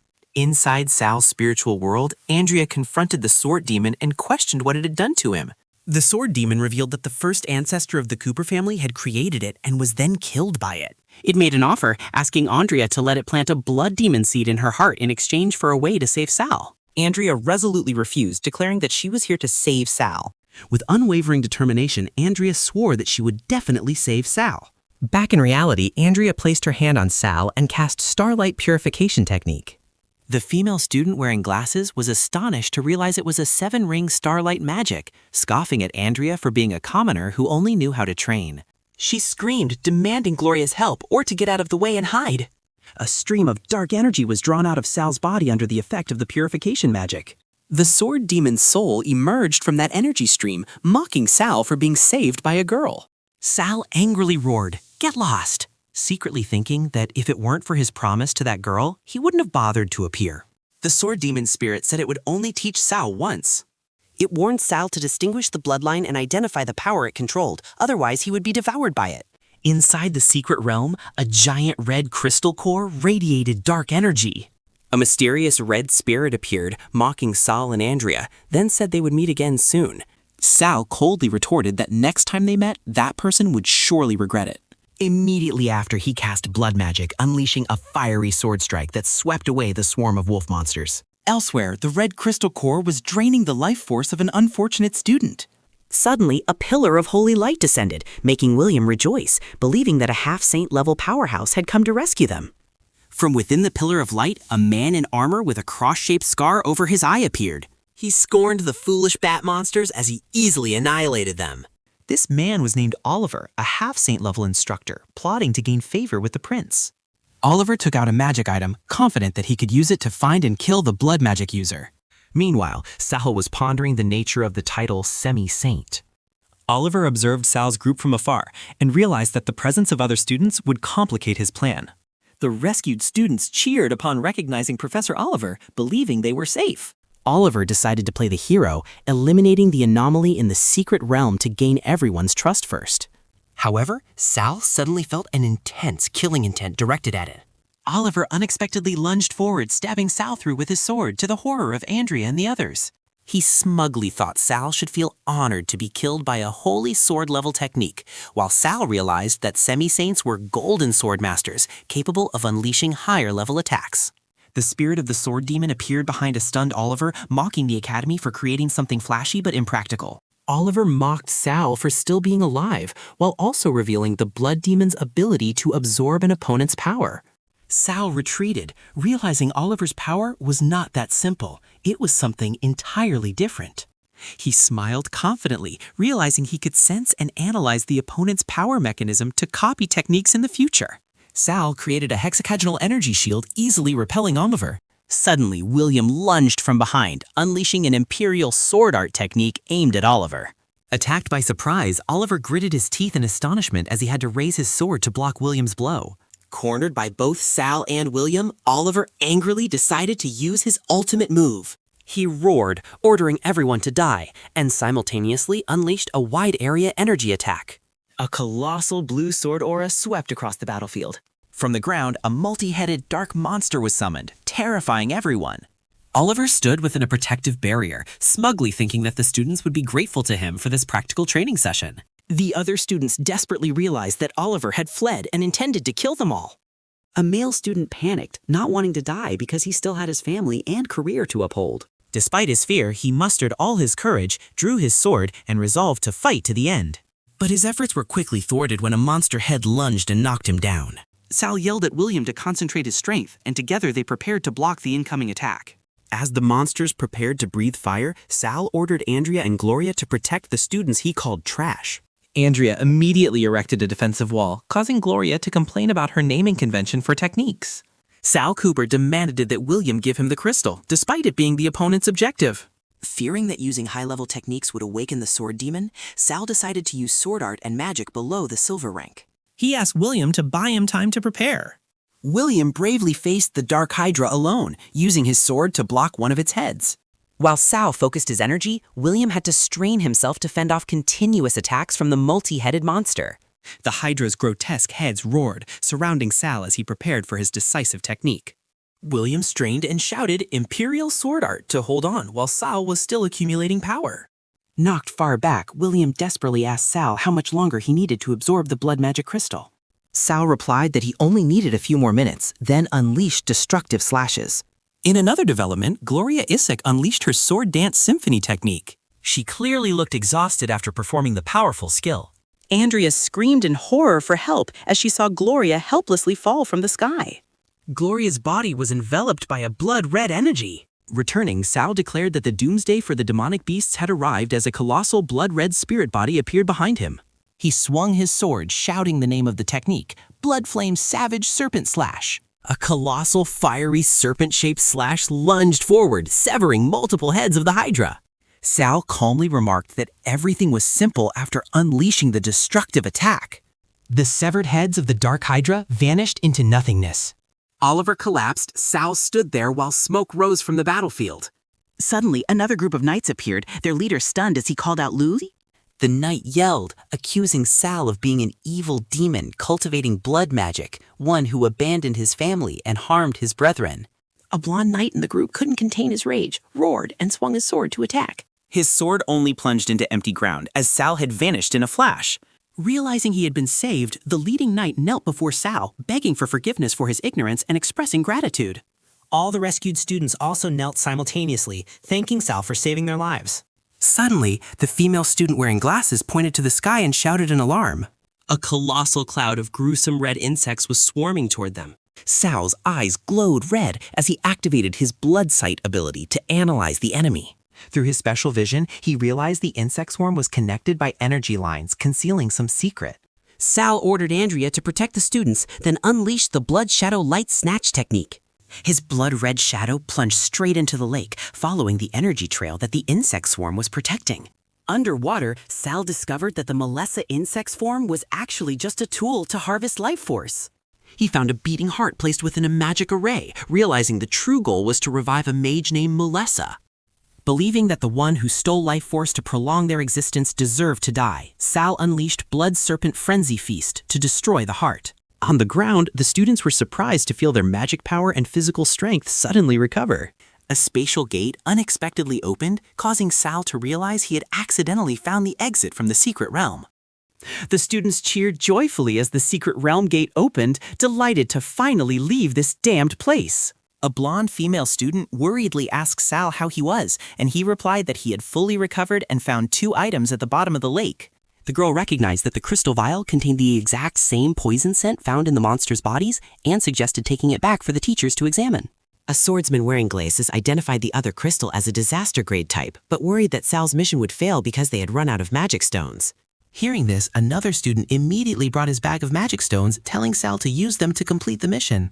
Immediately after, all the other students also offered their magic stones in unison, making one person secretly think that Sal had finally been accepted by everyone. Meanwhile, George Brandon hid behind a tree, determined to keep everything a secret so as not to affect the second prince's plan to take over the academy. Elsewhere, Oliver was annoyed that the secret realm gate opened earlier than expected and wondered who had survived. Seeing Sal's group emerge from the gate, he secretly cursed, wondering why they hadn't just died in there. Sal sensed the killing intent and immediately used Blood Shadow Seizing Light to block Oliver's surprise attack. The 2 female students accompanying Sal screamed in horror when they saw him being ambushed. Sal activated blood vision, blood energy wings flaring behind him as he declared he had seen Oliver's death. Oliver roared in fury, swinging his sword to attack, but Sal coldly retorted that it was he who would die. 2 streams of red and yellow energy clashed violently, sending Oliver flying backward.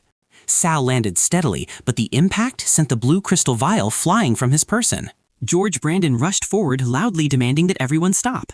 George questioned Oliver, but he contemptuously replied that the lives of the students were nothing compared to the second prince's mission, causing George to declare he would kill the one who poisoned the secret realm.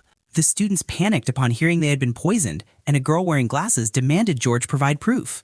George confidently unrolled a magic scroll, declaring it an item personally created by the headmaster. He explained that the scroll could identify the scent of poison and would immediately find the culprit, before a beam of light shot from it directly towards the crystal vial. The rescued students began to suspect Sal, arguing about his motives. George Brandon gloated, secretly thinking about how easily he could manipulate the students. George confronted Sal, but Sal calmly exposed his intentions. Enraged by Sal's defiance, George clenched his fist. George lunged forward and grabbed Sal's collar, astonished by his speed, while Sal realized he was completely suppressed. George invoked the academy rules as an excuse to act, his fist gathering magical energy. He summoned a great sword made of purple energy, preparing to finish Sal off. Just then, a spatial gate opened and the headmaster and Chris appeared, stopping George. George presented the vial of poison, and the headmaster used his advanced appraisal technique to confirm it was a royal poison. However, the headmaster declared the evidence insufficient and decided to detain both of them for further investigation. Magical chains bound Sal and Oliver tightly, while the headmaster secretly thought this was a way to protect Sal. Chris interrupted the headmaster, deciding to leave quickly to resolve the matter discreetly. The remaining students began to argue fiercely, splitting into 2 factions, one defending Sal and the other accusing him. The scene shifted to the Academy's dark dungeon. In the cell, Chris treated Sal and revealed the mastermind was the second Prince Sandrew, causing Sal to erupt in fury. Chris left, scolding Sal for his immaturity and secretly thinking about his foolishness for declaring his intention to kill the prince in front of him. Sal spoke to Oliver in the adjacent cell, but Oliver still displayed blind loyalty to the prince. Sal's eyes gleamed with determination as he listened to Oliver's words. He recalled the oaths of his loyal subordinates, then secretly cursed the royal family. Sal stood up, questioning Oliver about his loyalty, trying to awaken the one who had been betrayed by his master. Sal tried to persuade Oliver, promising to help him escape the second prince's control if he would reveal everything. But Oliver angrily brushed him off, calling Sal a traitor and reaffirming his loyalty, to which Sal coldly replied, "Just wait and see how your master treats you." That night, a cloaked subordinate of the prince arrived outside Oliver's cell bars. The individual announced that the second prince had arranged a match between Oliver and Sal at the Beast Arena, considering it his last chance. He threw Oliver a vial of medicine called Vine of Life, promising it would bring ultimate glory, and Oliver swore to obey even if it meant death. As Oliver stared at the vial, Sal's warning echoed in his mind. That thing would surely kill him. Sal recalled the image of someone who had sacrificed their entire life for their family, only to become a lost soul. Meanwhile, at the Empire's Beast Arena, the crowd was cheering excitedly as the match was about to begin. Sal and Oliver stood facing each other in the ring, preparing for a battle to the death. The announcer declared that both warriors would first have to withstand an attack from a magical beast, and the last one standing would receive the reward. When the cage was opened, a terrifying tentacle beast appeared and the match officially began. Oliver charged forward, confident that he had seen through Sal's blood demon sword art and could neutralize it. However, Sal easily blocked Oliver's attack with his blazing sword. He mocked Oliver, asking if he knew what the power of a 4-year-old child with rigorously trained S-rank sword talent was like. After repelling Oliver, Sal casually turned to face the charging magical beast. Sal unleashed a powerful silent slash, while Oliver still struggled to his feet, shouting that he could not be defeated. From above, the second Prince Sandrew looked displeased and ordered his subordinate to bring Grace. Oliver was horrified to realize his mother, Grace, was being held hostage, and fear for her fate consumed his mind. In despair, Oliver looked down at the vial of poison in his hand, tears streaming down his cheeks. Determined not to fail, he inverted the vial and drank it all. Oliver roared, his body transforming under the effect of the poison, emitting a surge of dark magic. Grabbed by the vine monster, he still frantically charged toward Sal, yelling, "For my mother, die!" Suddenly, Oliver held his sword to Sal and desperately pleaded, "Help me save my mother from the second prince, and in return, I will help you deal with these vines." Then Oliver turned to attack the monster, declaring that only his death could save his mother. Meanwhile, Sal seized the opportunity and charged straight towards the monster's core with his blazing sword. "I beg you," Oliver cried out a final plea. He unleashed his ultimate skill, Firestorm Dance Slash, to clear the way for Sal. Sal, with a decisive sword strike, yelled, "Die!" and cut through all the obstructing tentacles. A massive explosion engulfed the arena, signaling the monster's destruction. From above, second Prince Sandrew uttered contemptuous words, while Oliver's mother, Grace, screamed her son's name in horror. Grace desperately thought to herself, hoping her death could appease the prince's wrath. On the arena floor, Oliver knelt, hoping Sal would accept his death to atone and save his mother. From the monster's remnants, an underworld vine core appeared. The crystal core flew towards Oliver, who whispered his final words, making Sal understand why he served Sandrew. The core plunged straight into Oliver's heart, seemingly ending his life. "If you die, I won't save anyone," Sal roared, holding his sword to Oliver's neck as he lay on the ground. Sal's sword absorbed dark energy, activating a new skill, Blood Art, Body Regeneration. Without hesitation, Sal plunged his sword straight into Oliver's chest. Sal explained that the vine's blood could neutralize the poison, then used blood magic to heal Oliver and told him to rest. Witnessing everything, Sandrew exclaimed in astonishment, not expecting blood art to be so powerful that it could defeat both a Calamity-level monster and a half-saint swordmaster. Second Prince Sandrew granted Sale, the victor, an optional reward. To Sandra's surprise, Sal pointed towards Grace, Oliver's mother, and declared he wanted her. Sandrew grabbed Grace, deeming Sal a true-born blood art practitioner. With a sinister smile, Sandrew invited Sal to become the blade in his hand, praising his bloodthirsty nature. Sal coldly questioned the prince's ingratitude, as he had abandoned Oliver's family immediately after his death. Sandrew rose from his throne. He approached Sal, feigning sorrow for Oliver's death, but Sal bluntly asked about the consequences if he refused. Sandrew threatened to blame Sal for the incident in the secret realm and expel him if he didn't comply. An enraged royal guard charged to attack Sal for disrespecting the prince. Sal easily blocked the blade with just one hand, his blood magic power erupting. Suddenly, the door burst open and a loud shout signaled an assassination attempt. Chris led a group of royal guards storming into the room. At the same time, Oliver, fully recovered, embraced his mother in joy, causing Sandrew to curse in anger. The previous guard roared, charging to attack Oliver and calling him a cowardly traitor. However, he was immediately bound in mid-air by Sal's shadow threads. Sal unleashed his power, preparing to activate the skill Blood Shadow Light Snatch. In a flash, Sal held his blazing sword to Sandrew's neck, mocking his useless authority. Sandrew turned to question Chris, the captain of the guards, asking why he didn't kill the assassin and accusing him of treasonous intent. Without a word of explanation, Chris swung his sword, decisively striking down the guard who had acted on his own. Chris stood between the two, declaring his sole loyalty was to the king. Chris held 3 vials, declaring that as the captain of the royal guard, he had a duty to investigate their origin, and secretly felt lucky that Sal had saved his daughter.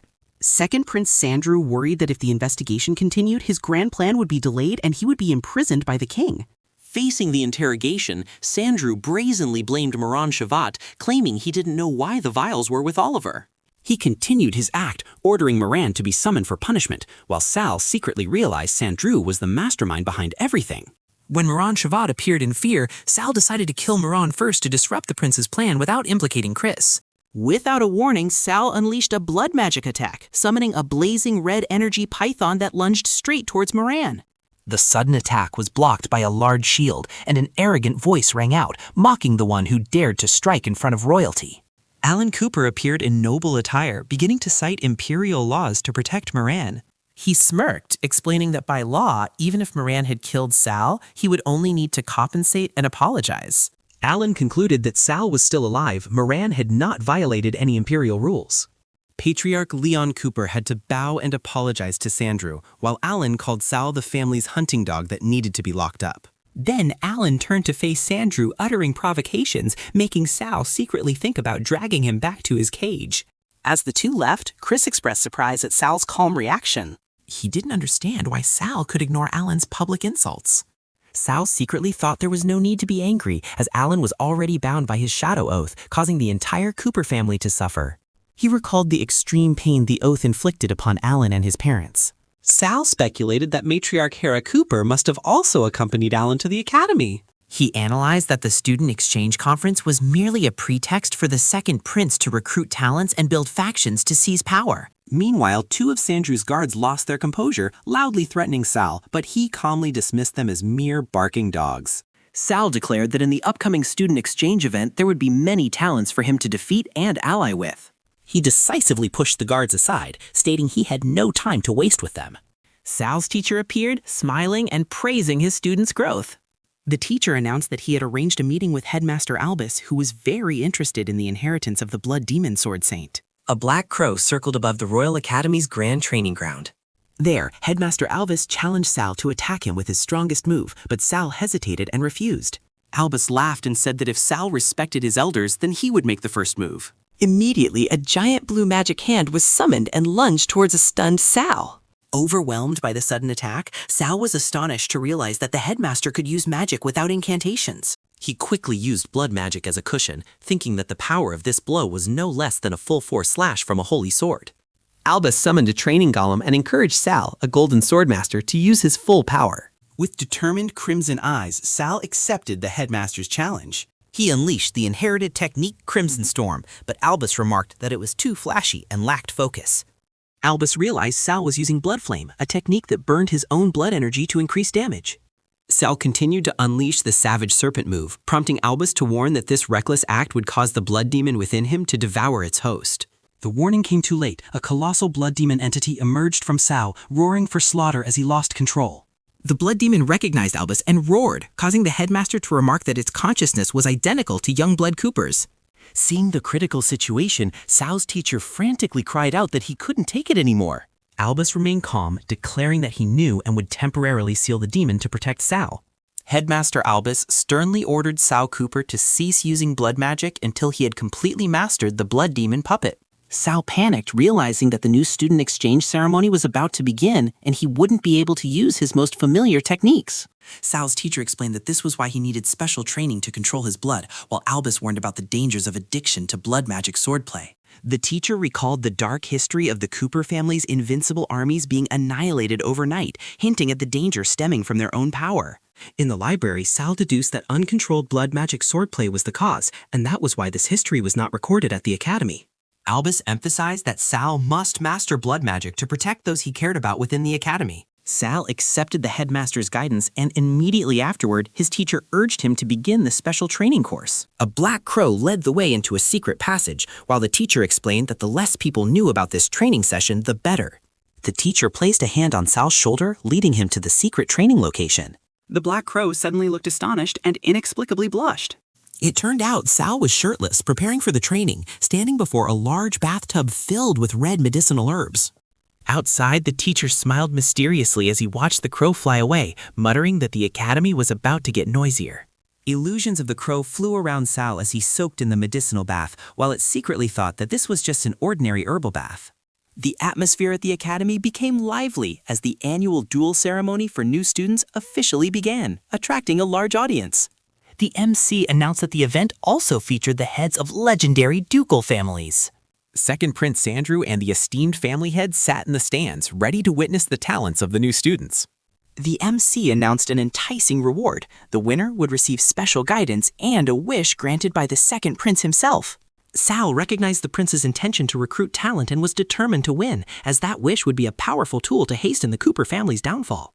Finally, the MC explained the competition format. Contestants would go through qualifiers to select the 8 best individuals to advance to the one-on-one knockout rounds. The MC announced the rules for the qualifying round. The first 8 people to decapitate a Hydra beast would advance. The competition officially began, and the students simultaneously rushed into the arena. In the blink of an eye, one of the Hydra's heads was severed by a rare natural magic attack. Sal recognized the culprit as a new female student from the Forest family with formidable S-rank talent. The girl transformed into a giant energy crow, soaring straight towards the beast. Suddenly, a chain battle axe flew through the air. The axe plunged into the Hydra's head, snatching the victory right from under the crow's nose to everyone's astonishment. The axe's chain was pulled forcefully back towards its owner. A blonde warrior named Thoradin Drenki appeared, proudly raising his trophy. The female forest student raged, transforming into a divine crow to confront Thoradin, while Sal observed the encounter with interest. Thoradin confidently used the Hydra head as a shield, easily blocking his opponent's lightning attack.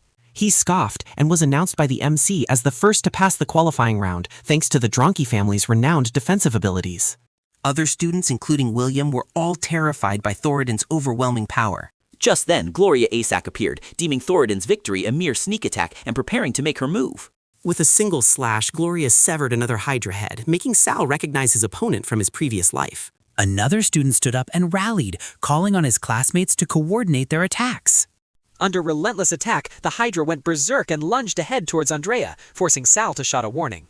Sal rushed in just in time, using a fiery sword slash to decapitate the Hydra and protect Andrea. Andrea was astonished by Sal's power, while he calmly realized that the monster's strength had been intentionally suppressed by the Academy. A teammate excitedly ran up to Sal, showing off the Hydra head he had just severed, believing their team was about to pass the qualifiers. Sal looked at the suppressed Hydra and secretly thought that besides its head, he wanted to take something else from it. He shouted loudly, telling Andrea, Gloria, and William to step back so he could use this beast as a training exercise. Even without blood magic, Sal confidently faced the Hydra's fire magic attack thanks to his enhanced body. With his blazing sword, Sal charged straight into the monster's purple magic stream. He skillfully redirected the attack, forcing the Hydra itself to bear the brunt of its own flames. As the Hydra's regenerative shield shattered, Sal prepared for his next attack. He soared into the air, knowing that when 8 heads were severed, the energy would converge on the central head for regeneration. This would leave the Hydra in an extremely weakened state. Sal decided to leave a blood magic resonance mark on the wound to prevent its regeneration. His blazing sword delivered a fatal blow to the Hydra's central head. But Alan suddenly appeared with dark energy tendrils, mocking Sal's naivete. He snatched the last Hydra head, declaring that Sal had failed to qualify. Alan arrogantly demanded Sal kneel and beg if he wanted credit for this feat. Sal merely smirked, asking in return if Alan cared about the lives of others. Immediately, Alan's dark energy tendrils tightly bound Andrea, William, and Gloria. Sal growled Alan's name, his eyes turning cold. Meanwhile, the injured Hydra head began to regenerate. Surrounded by the regrowing snake heads, Sal truly raged, silently cursing Alan for seeking his own death. A powerful man sat on the throne, delighted to learn that the Hydra seal had been broken and anticipating a bloodbath. In the arena, Alan faced Sal, vowing to use his blood to wash away all past humiliations. Alan summoned a dark entity and ordered Lisa to attack. Sal stood firm before the Hydra, declaring that he had brought the fiercest dog from the Sana family. Lisa unleashed dark magic that drained life force, while the narration revealed that due to Alan's interference, the Hydra had completely broken free from its seal. Sal charged forward, swinging his blazing sword and striking one of the Hydra's heads. In response, the Hydra roared furiously, its head simultaneously firing destructive purple energy streams. Alan mocked Sal, claiming that destroying Lisa's energy tentacles could not stop her. Immediately, Lisa regenerated her body from the surging dark energy. Alan remarked with amusement as the Hydra's flames transformed into wolf-shaped shadow monsters. Surrounded by the Hydra and the newly created shadow monsters, Sal realized the situation had become more dangerous. Sal decided he had to quickly defeat Alan before the chance to attack the newly unleashed Hydra slipped away. The swarm of shadow monsters suddenly turned to attack Alan, causing Lisa to scream a warning. Sal coldly blocked the monsters, declaring that these weaklings could not stop him from killing Alan. Sal's attack was blocked by a damage transfer spell, redirecting the full force of the blow to Lisa. Seeing Lisa collapse, William anxiously ran over and asked Sal if he needed help. Sal ordered everyone to leave the arena and take the writhing Lisa with them. William carried the unconscious Lisa on his shoulder, while the announcer declared Gloria, Isaac, and Andrea had qualified. William tried to remove Lisa's snake from his shoulder and said that Sal had no intention of killing her, while at the same time the announcer declared the Nameless Knight and William himself had also qualified. William tried to reassure Lisa, telling her she shouldn't interfere in the feud between Sal and Alan. He gently told her that she didn't need to waste her life protecting scum like Alan. In a memory, a young William had promised Lisa that when they grew up, they would be strong enough to protect themselves. William looked at the unconscious Lisa and silently wished for a day when he could fight her fairly, while the announcer declared she ranked 7th and had qualified. In the arena, Alan furiously screamed as the Hydra turned on him and attacked wildly. Sal charged forward, challenging Alan, asking if he was ready to die now that there was no one left to take the blows for him. Alan scoffed, declaring Sal would become food for the Hydra and that he would be the last one to qualify. Sal responded with a blazing slash from his sword. After easily severing the Hydra's heads, Sal silently thanked Lisa for weakening the monster. He plunged his sword into the Hydra's body, declaring that Alan had helped him complete the ritual when the monster was at its weakest. Sal performed an ancient blood ritual, absorbing the Hydra's energy and gaining S-rank regeneration ability.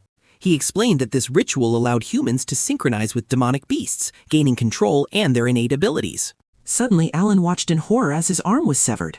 Sal scoffed that this time Alan wouldn't be able to regenerate as he had acquired the Hydra's A-rank corrosion ability. He coldly asked Alan, as the master of the Shadow Oath, if he had ever truly experienced the feeling of being a shadow.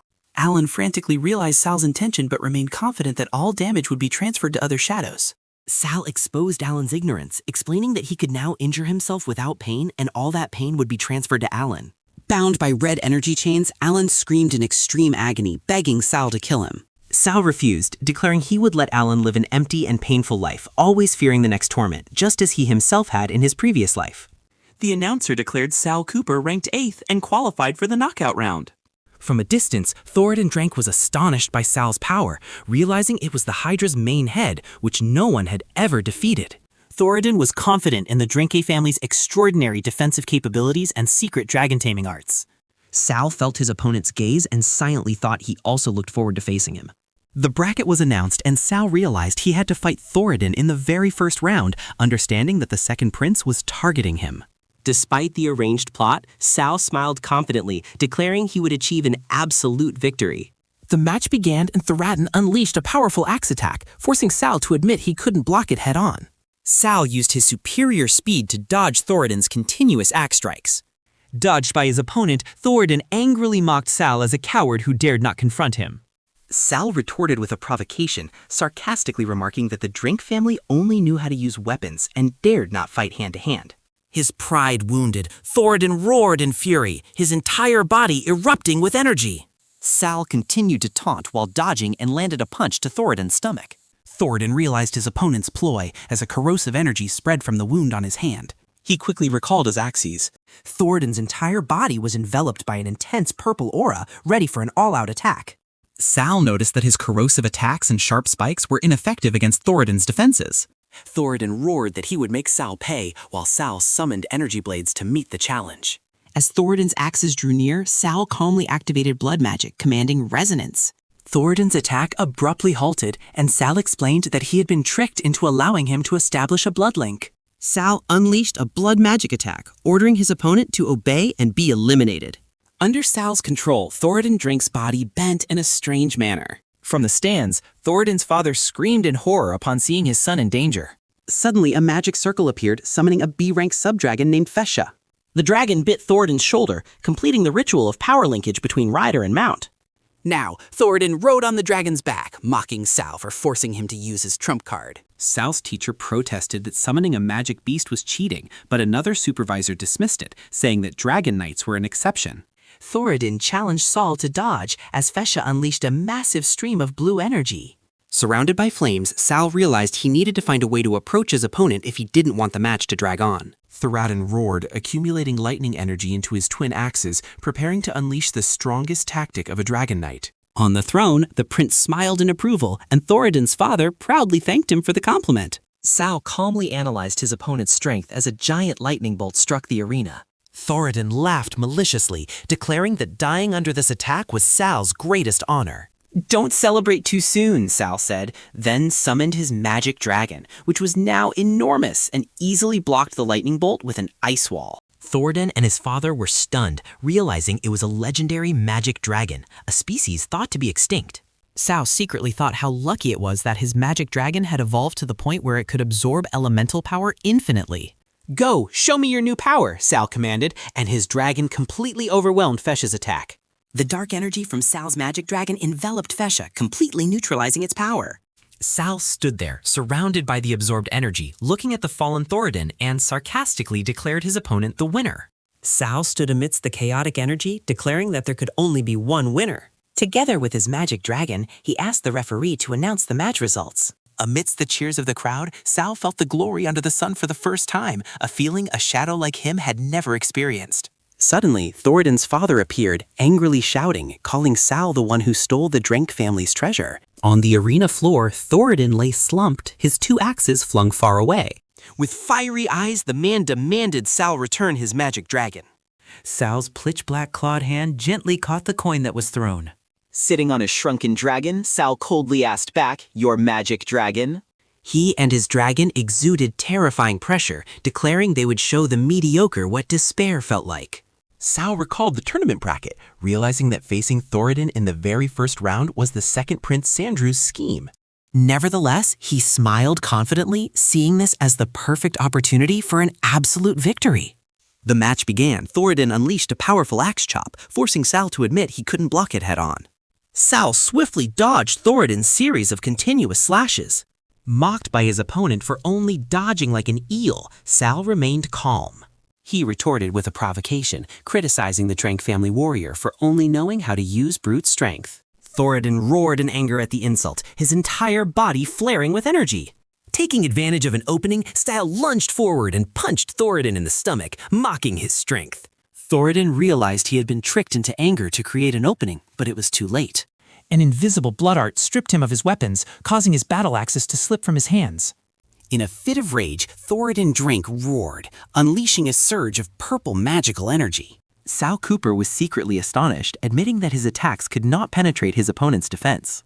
Thoradin arrogantly charged forward, yelling that he would make Sal pay, but Sal calmly accepted the challenge. Just as Thoradin yelled, "Die!" Sal smiled and activated the blood art resonance to stop the attack. Thoradin was horrified to realize his body was completely controlled, unable to move. Sal explained that there were no dirty tricks in battle, and he had exploited Thoradin's anger to establish a blood link. He ordered his opponent to be obediently eliminated while also using blood art to strip him of his axes. Losing his weapons and balance, Thoradin fell backward, completely disadvantaged. In despair, Thoradin yelled out his companion's name, Thor! An A-rank subdragon named Fesha immediately appeared in the arena, making Sal realize its power. Fesha unleashed a stream of icy energy, shattering the blood art that was binding its master. The scene shifted to a flashback of Lisa's past when the Sana family was forced to serve the Cooper family. The Sana family's dark magic was revealed to originate from human despair, causing them to lose their humanity. Only souls that survived extreme pain were chosen to become killing machines. Back in the present, Lysa was reprimanded by a mysterious woman for forgetting the family's teachings. The woman declared that a servant must always be ready to sacrifice everything for their master. As punishment, she cruelly stabbed her energy sword into Lysa's shoulder, saying that an arm that couldn't protect its master was useless. Lysa was in pain, her heart filled only with regret for failing in her mission to protect young Master Alan. Completely submissive, Lysa collapsed to the ground and begged her master to punish her. A mysterious woman swung her dark energy sword. Sal Cooper angrily stepped forward to shield Andrea, declaring that the woman was not allowed to touch anyone from the academy. The woman sneered, surprised that Sal was foolish enough to come to her. The skull-shaped ring on the woman's hand flashed with green magical light. In a memory, Lysa was forced by that woman to wear a dark magic collar, cursed to live a life worse than death. Sal revealed that Alan had now become his shadow, driving the woman into a furious rage. He warned that Alan would bear all the pain he had suffered. As Sal knelt beside Lysa, the woman questioned his actions. She grabbed Lysa's hair, asserting that she would never escape the Sana family's control, while Lysa could only beg for punishment. Sal's rage summoned the blood demon, but Andrea intervened in time, reminding him not to act rashly. Andrea decided to use her magic to awaken the warm memories within Lysa, believing it could break the curse.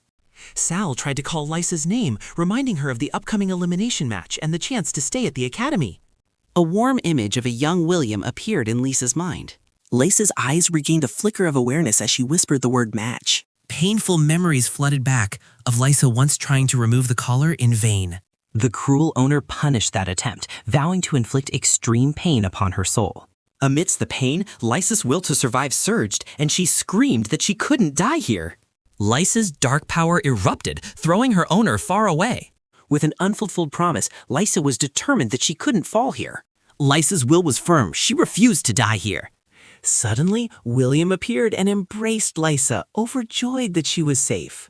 Knocked down, Lisa's owner furiously screamed that she was still the private property of the Sona family. Principal Albus intervened, declaring Lisa a tournament participant, not anyone's property. The Cooper woman sneered, threatening that the Academy's protection would end after the ceremony. Albus retorted by offering to take Lysa as his student, challenging the Sana family to offend him just for someone who had married into the Cooper family. Intimidated, the woman angrily left, while Albus explained that he did so at William's plea and entrusted Lysa to his care.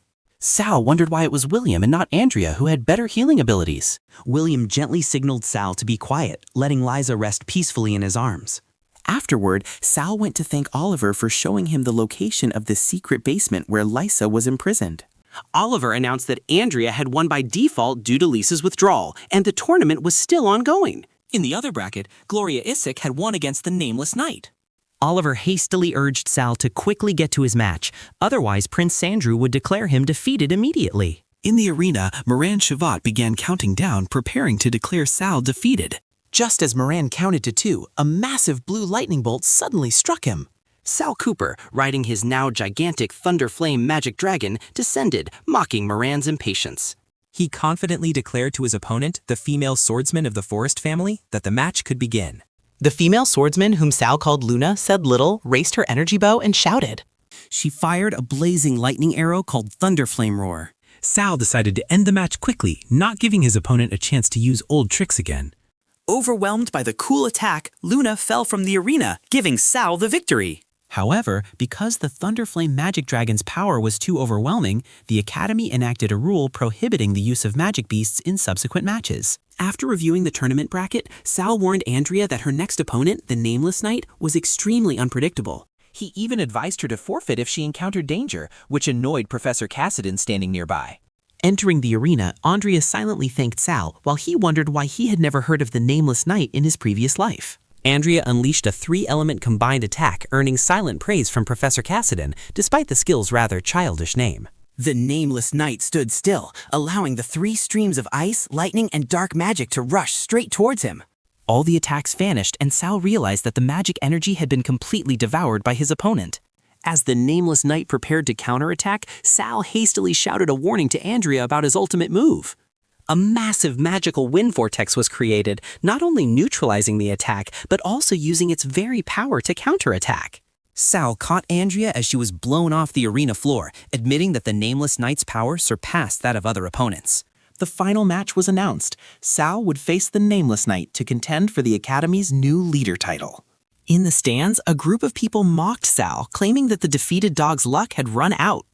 The crowd also joined in, shouting for the Nameless Knight to destroy the outcast of the family. Despite the hostility, Sal merely responded with a confident smile. He declared to his opponent that even if he was the strongest, the ultimate victor could only be him. Sal charged forward, determined to use his sword to shatter the disguised armor and the arrogant prejudices aimed at him. Sal realized that what had devoured Andrea's attack was not a skill, but a weapon that relied on absorbed magic to charge its energy. The Nameless Knight challenged Sal, inviting him to see if he was truly invincible. He confidently declared that all resistance was futile, as Sal would be unable to break his absolute defense. Sal retorted that the scales of justice would bring punishment down upon his opponent's arrogance. He performed a hand seal, his eyes gleaming with determination. Sal scoffed at the Nameless Knight, asserting that his boiling blood could not be blown away by his wind. He declared that there was no such thing as absolute defense, because relying on inanimate objects always had deadly blind spots. A new skill was activated, Blood Lava, a blood domain that doubled the Blood Demon Swordsman's power and speed. Sal explained that if others couldn't break through the defense, it was because their attacks weren't strong enough. Or not focused enough, just as an attack pierced the Nameless Knight's defense. Sal growled, asking how much of his blood magic his opponent could swallow. The Nameless Knight laughed heartily, calling Sal a battle maniac and admitting he was worthy of being his opponent. He took off his heavy armor, inviting Sal to a real battle. Sal smirked at the offer, warning that the nobles should never underestimate a blood demon swordsman living in the shadows. The Nameless Knight raised his sword to defend against the incoming storm of blood magic. A gigantic blood orb suddenly formed and engulfed him. Inside the domain, the Nameless Knight was astonished to realize Sal had already planted blood magic while he was busy defending. Sal pressed his glowing red sword against his overwhelming opponent's neck, declaring he would expose the arrogant knight's true identity. Leonard Richards held his sword to Sal Cooper's throat, admitting he was the first to achieve that. However, he declared the victor was yet to be decided, then activated his S-rank weapon, Angel's Wings. Sal Cooper recognized the legendary weapon and secretly assessed that this opponent was far from simple. As Leonard Richards soared through the air, Sal Cooper sarcastically remarked that wasn't all of his power. Sal Cooper charged to attack, declaring he wouldn't give his opponent a second to breathe. Called an arrogant brat, Leonard Richards blocked the attack and roared that it was time to teach Sal Cooper a lesson. Sal Cooper didn't flinch, yelled again, and continued to plunge into the fight. With a warlike smile, Sal Cooper challenged his opponent to give it his all. Leonard Richards burst into hearty laughter at the intense battle and unleashed a massive energy explosion. From afar, a mysterious man recognized Leonard Richards' weapon and techniques, wondering why the one he once taught had returned. In midair, the two swordsmen continued to clash in a fierce engagement. Meanwhile, a noble ordered Morin Shavat that today was the day Leonard Richards must die. Leonard Richards asked in astonishment why Sal Cooper's swordsmanship was on par with his own and grew stronger with each strike. Sal Cooper revealed that his blood magic wasn't just for trapping opponents, but also created a domain of blood lava that aided regeneration and supplied energy. Understanding the situation, Leonard Richards decided to drain all of Sal Cooper's blood energy with his Holy Sword Storm skill. Sal Cooper calmly replied that one should never underestimate the power of a blood magic knight. His blood energy condensed into a colossal blood demon, letting out a savage laugh about the battle between light and shadow. The demonic entity mocked its opponent, asking if he still intended to struggle against death. Sal Cooper stared at the battle with confident and resolute eyes. Sal Cooper soared upwards, declaring that his opponent was the one who would struggle. Bound tightly by chains of blood energy, Leonard Richards exclaimed in astonishment, "Cunning! You use blood energy to bind me again?" Sal Cooper scoffed that blood energy possessed life, and the more one struggled, the tighter it would bind, while also challenging his opponent to unleash all his trump cards. Leonard Richards immediately summoned the Hand of the Undead, an S-rank dark magic weapon capable of controlling all living creatures. With the withering death ability that could drain life force, he admitted he never expected to be forced to use this weapon. He said that if the battle were based solely on skill, Sal Cooper would have won, implying that the power from his equipment was superior.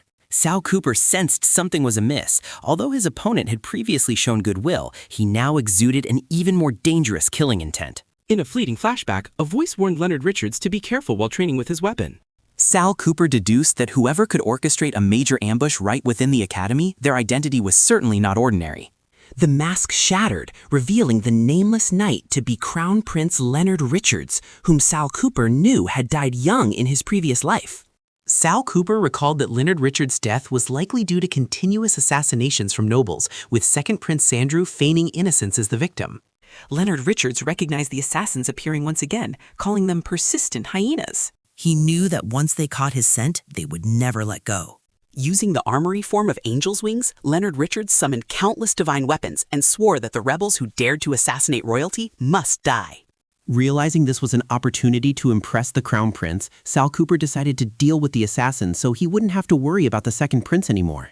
Sal Cooper also decided not to conceal his true strength, declaring he would show everyone the power of a godslayer from his previous life. He roared, unleashing his full power in a sea of blood and furious energy. Both Sal Cooper and Leonard Richards charged at each other with sky-high killing intent, ready for a life-or-death battle. However, they both stood back to back, ready to face the assassins who had surrounded them from all sides. A mysterious assassin held the Eternal Star Staff, disdainfully looking at those who dared to confront him. Sal Cooper declared he would show them the power of the Thunder Flame Magic Dragon. He plunged into the encirclement, scoffing that the assassination was merely an unorganized farce. Meanwhile, the mysterious assassin summoned the Blood Moon Scythe, threatening those who dared to attack him. Suddenly, a sharp spear flew in from a blind spot. It pierced through the assassin's shoulder, leaving him no time to react. He only managed a painful groan. Sal Cooper appeared right behind Leonard Richards, warning him in time about the spear aimed at his chest. With a confident smile, Sal Cooper decided he would quickly clear the battlefield. An assassin was incinerated by blue soul fire. Amidst the arena littered with corpses, Sal Cooper and Leonard Richards stood facing each other, while a mysterious noble observed from a throne. The noble dripped blood onto an alchemical object, performing a sacrificial ritual and declaring that Leonard Richards must die. Sal Cooper and Leonard Richards stood firm amidst the rubble, ready for the next wave of attacks. Suddenly, colossal ice pillars erupted from the ground, attacking both of them. Leonard Richards collapsed, his weapon neutralized by poison, and Sal Cooper realized the mastermind understood the Crown Prince very well. Leonard Richards fell in despair, unable to exert any strength. Sal Cooper calmly watched, thinking that without him, the Crown Prince would have died as in his previous life, while his own body was immune to all poisons. The demonic dragon roared, unleashing thunder hellfire to sweep away all obstacles. But from underground, a colossal sandworm emerged, making Sal Cooper YOLO warning.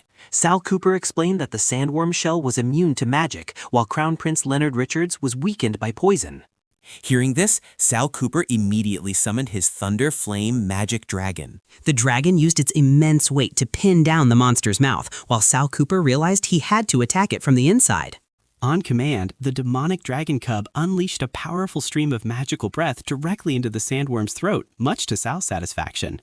With seamless coordination, Sal and his massive dragon quickly subdued the monster.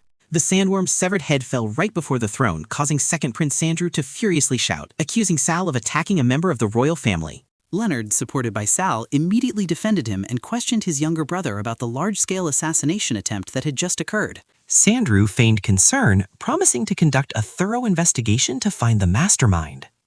Seated on the throne, Leonard declared that by law, anyone who saved a member of the royal family would be granted a noble title. Leonard bestowed upon Sal Cooper the title of Viscount and tasked him with assisting the Second Prince in investigating the assassination attempt. Sal stepped on the sandworm's corpse, inwardly suspecting a connection between it and Sandra's alchemy. After expressing his gratitude, Sal immediately demanded that the Second Prince fulfill his promise to the competition's winner. Sandrew reluctantly agreed, secretly regretting that his plan to use the reward to win over the victor had been ruined by Leonard. Sal requested to be granted the Silver Mist Swamp, the Cooper family's fief, as his territory. A noble in white armor, an accomplice in the assassination attempt, angrily called Sal a greedy vulture. Leonard supported Sal's request and pressured Sandrew, who was hesitant due to the fief's importance. To corner his brother, Leonard suggested that if the swamp was not granted, he would consider giving Sal the Ink Abyss mountainside on the outskirts of the capital.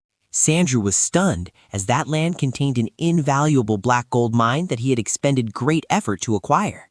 It was an extremely rare mineral with high magical properties, an indispensable material for high-grade magical artifacts. Second Prince Sandrew gazed thoughtfully at the broken black gold item, a luxury symbolizing the nobility status. Crown Prince Leonard reminded his brother, forcing him to choose one of the fiefs to grant to Sal. In the Cooper territory, a family representative announced the granting of the Silver Mist Swamp to Sal.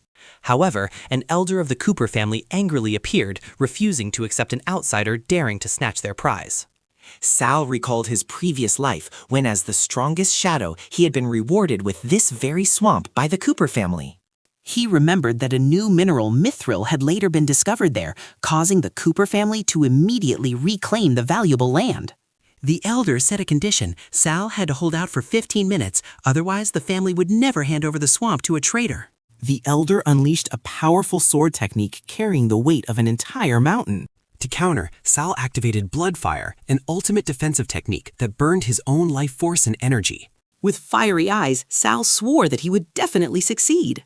This battle evoked the image of a young Leon Cooper who had also been determined to restore his family to glory. The elder mocked Sal, believing that this life-draining blood art could not stop him. He revealed that no blood demon sword saint could survive for more than 10 years without the first generation's treasure. Just then, Leonard smiled, holding the very treasure mentioned, the demon-binding scabbard, capable of suppressing the blood demon's backlash. When the 15 minutes concluded, Leonard declared Sal victorious and presented the scabbard as a gift of gratitude for saving his life. Sal bowed and accepted the precious gift from the Crown Prince. He boldly declared that within a month a flag bearing his name would be planted on the Silver Mist Swamp. Returning to the academy, Andrea informed Sal that access to the capital was restricted and the advanced training rooms were constantly overcrowded. It turned out that the training rooms had been monopolized by members of the Noble Alliance, who were using the excuse of an investigation to bully other students. Upon arriving at the training room, Sal unceremoniously threw the bullying nobles out the door. The expelled individuals hastily fled, shouting threats that they would call people to kill him. Just then, two warriors named Kron and Quipey appeared, calling Sal a thrall and demanding to borrow Oliver's training room. Oliver ignored them, turning to praise Sal for outsmarting the second prince and granting him free use of the room. Sal and Oliver entered the room together, leaving Kron and Quipey waving goodbye outside. Inside, Sal unexpectedly asked Oliver to strike him, leaving Oliver completely bewildered.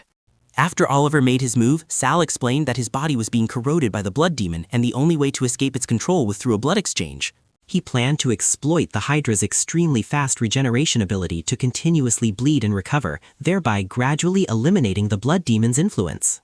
Oliver wondered why Sal had chosen him for such a dangerous task instead of relying on Chris. Sal thought to himself that without Chris's intimidation, the blood demon would have had the chance to completely take over his body long ago. Standing amidst his own pool of blood, Sal was well aware that he was risking his life and that Chris would certainly not approve of this insane behavior. To provoke the demon, Sal picked up the demon-binding scabbard and mocked the blood demon as a coward who dared not show itself.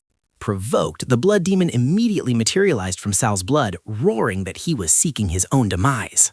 It swung a massive arm to attack, but Sal managed to block the blow with the scabbard. Sal realized that while the scabbard could suppress blood magic, it required immense strength from the user to resist. As a dark thorn pierced through his chest from within, Sal gritted his teeth, enduring the pain and telling himself to stay conscious. With unwavering resolve, he roared his determination to personally subdue the monster within him. Just as the internal battle reached its climax, the door was suddenly kicked open. A noble who had been expelled earlier returned with reinforcements, loudly declaring that he would take revenge and capture Sal to gain favor with the second prince. In a fit of rage, Sal welcomed the intruders and declared them bait for his blood. An arrogant noble asked Sal if he still intended to resist. Sal retaliated by unleashing a surge of dark energy, declaring that they were the ones who had to fight for their lives. He easily struck down the nobles, trapping them in a boiling pool of blood, and thought to himself that they had brought their own demise. Suddenly, a silver-haired sword saint of the Noble Alliance appeared, questioning Sal's reckless behavior. A magical chain was thrown to restrain him. At the sword saint's command, two large subordinates used the immovable mountain skill to bind Sal tightly. The sword saint thanked Oliver for his help, but Oliver coldly warned everyone to leave immediately. The white-haired noble leader ignored the warning, pointed his sword at Sal, and declared him a death row prisoner for breaking the rules of the nobility. At that moment, the pool of blood beneath their feet began to bubble ominously. Sal roared that he would decide his own fate, unleashing the power of the Hydra bloodline. Cornered by Sal, the noble leader fearfully threatened that he would become an enemy of the entire alliance. The silver-haired sword saint calmly crushed a magic gem. He laughed loudly, boasting that he had reported Saul's crimes to the strongest sword saint, and even Chris couldn't save him. Sal scoffed that they wouldn't live long enough to be rescued, as a gigantic multi-eyed blood demon emerged from his blood, making the nobles scream in horror. The monster's sharp fangs lunged forward, devouring the screaming noble. After absorbing the attackers, the blood demon transformed into a colossal form and told Sal that these snacks were nowhere near as delicious as his own flesh and blood. The blood demon roared, demanding to devour Sal, while he secretly thought that his plan to lure it out of his body had finally succeeded. Just then, Oliver appeared beside Sal and offered help, while the blood demon echoed the pained cries for help of one of the victims it had swallowed. Oliver shouted, warning Sal not to act recklessly as it could harm the other students. Sal dodged the dark tentacles, telling himself that he couldn't let the students die on the academy grounds. He raised the demon-binding scabbard, determined to drain the blood demon's blood energy and seal it away. Sal's eyes gleamed with resolve as he focused on his plan. He realized the demon had dispersed his energy to drain the life force from the captured Noble Alliance students. The blood demon laughed savagely, mocking Sal that he was powerless to save them. One of Sal's attacks struck one of the blood demon's eyes. The demon boasted that it was unharmed, helping Sal realize that its eyes were its source of regeneration. Realizing this, Sal combined Hydra's rapid regeneration skill and unleashed Blood Shadow Slash. Countless illusory clones of Sal attacked simultaneously, making the blood demon roar in pain at his enhanced blood magic power. Despite being heavily wounded, the demon stubbornly declared that Sal was destined to become its tool. As its body began to disintegrate, it screamed a final curse, revealing the unconscious attackers within. Sal successfully sealed a portion of the blood demon's power into the scabbard, but wondered why not all of it. The remaining energy of the demon was sucked out of the training room through the crack in the door. The door burst open and Professor Cassidon and Andrea watched in horror as students lay scattered across the floor. Cassidon immediately turned and angrily questioned Sal about what had happened. Oliver stepped forward, loudly defending Sal and pointing out that the Noble Alliance were the ones who started the trouble. Cassidon declared that he would investigate thoroughly and then cast Holy Light Healing to restore the students. Sal worried about the blood demon's warning, unsure of its meaning. Suddenly, Andrea began to sway and then collapsed. Sal screamed her name in horror as she fell unconscious to the ground. He rushed to catch Andrea, trying to use Holy Light Healing to wake her. But a demonic voice echoed from Andrea, asking Sal if he regretted it. Sal was stunned to realize that the blood demon was behind this. The entity gleefully revealed that it had planted a blood demon seed in Andrea beforehand. With a third eye opening on its forehead, the blood demon declared that Andrea's body now belonged to it. Painful memories flooded back, Sal recalling the scene in his previous life when he had to sacrifice his people to the blood demon. He remembered his most loyal subordinate willingly letting the blood demon drain his life force. Back in reality, Sal looked at Andrea, tormented by the thought that everyone who followed him was destined to die in pain. The blood demon, through Andrea, continued to mock that this tragedy was Sal's own doing. Drowning in despair, Sal wondered if he had been reborn only to fail again. Professor Cassidon suddenly appeared, stopping Sal and confronting the possessed Andrea. He used ice storm magic to create an icy prison, confining Andrea and ordering Oliver to evacuate everyone. Watching Oliver help the other students, Sal regained his resolve, believing he could still save Andrea. Inside the ice prison, Cassidon deployed the Star Purification Formation and urged Sal to quickly find a solution. The Purification Formation emitted a blue light, attempting to suppress the blood demon's power. Trapped in the ice prison, the blood demon roared that Sal was only pushing Andrea to her death. It mocked that the only way to expel it was to drain Andrea's life force. Without hesitation, Sal cut his own palm. He declared that he would use his own blood as a catalyst for the formation, asking Professor Cassidon to put all his effort in maintaining it. The blood demon furiously shattered the ice, deeming Sal's efforts ridiculous. It threatened to devour them both, while Sal noticed its power was still enough to break the formation. Sal merely replied that it was just a desperate struggle. He forcefully plunged the demon-binding scabbard into the ground. The sealing energy from the scabbard suddenly increased its pressure, astonishing the blood demon with its true function. The dark entity was violently expelled as Andrea vomited a mouthful of black blood.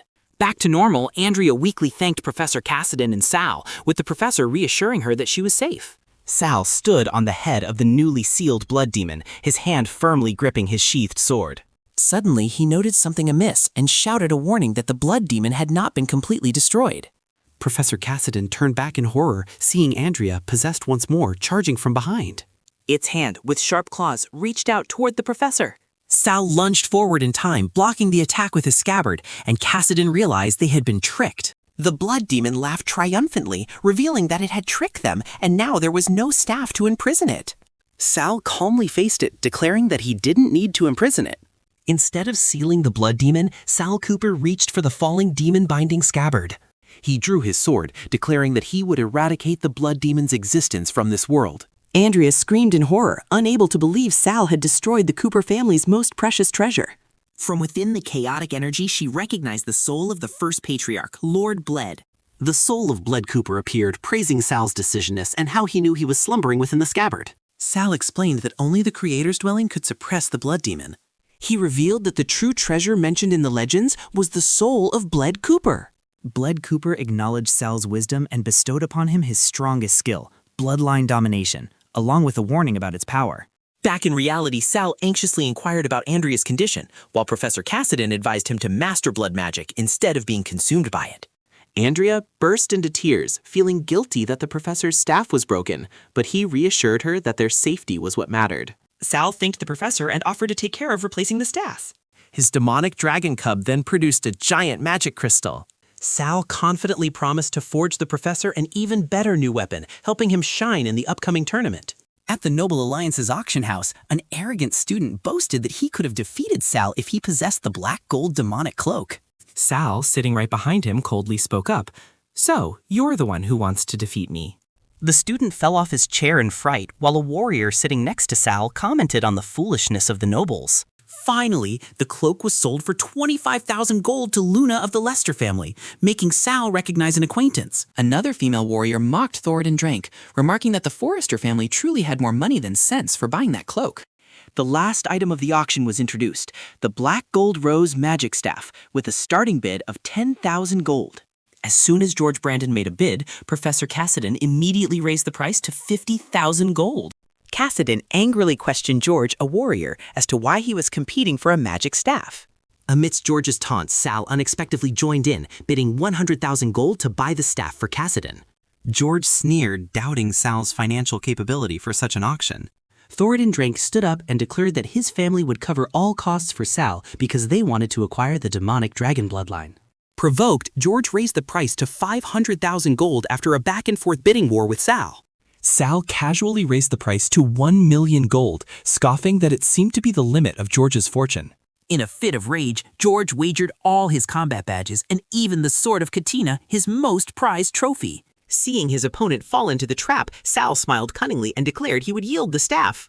The auctioneer announced George as the winner, while Sal warned that taking advantage of others would come at a price.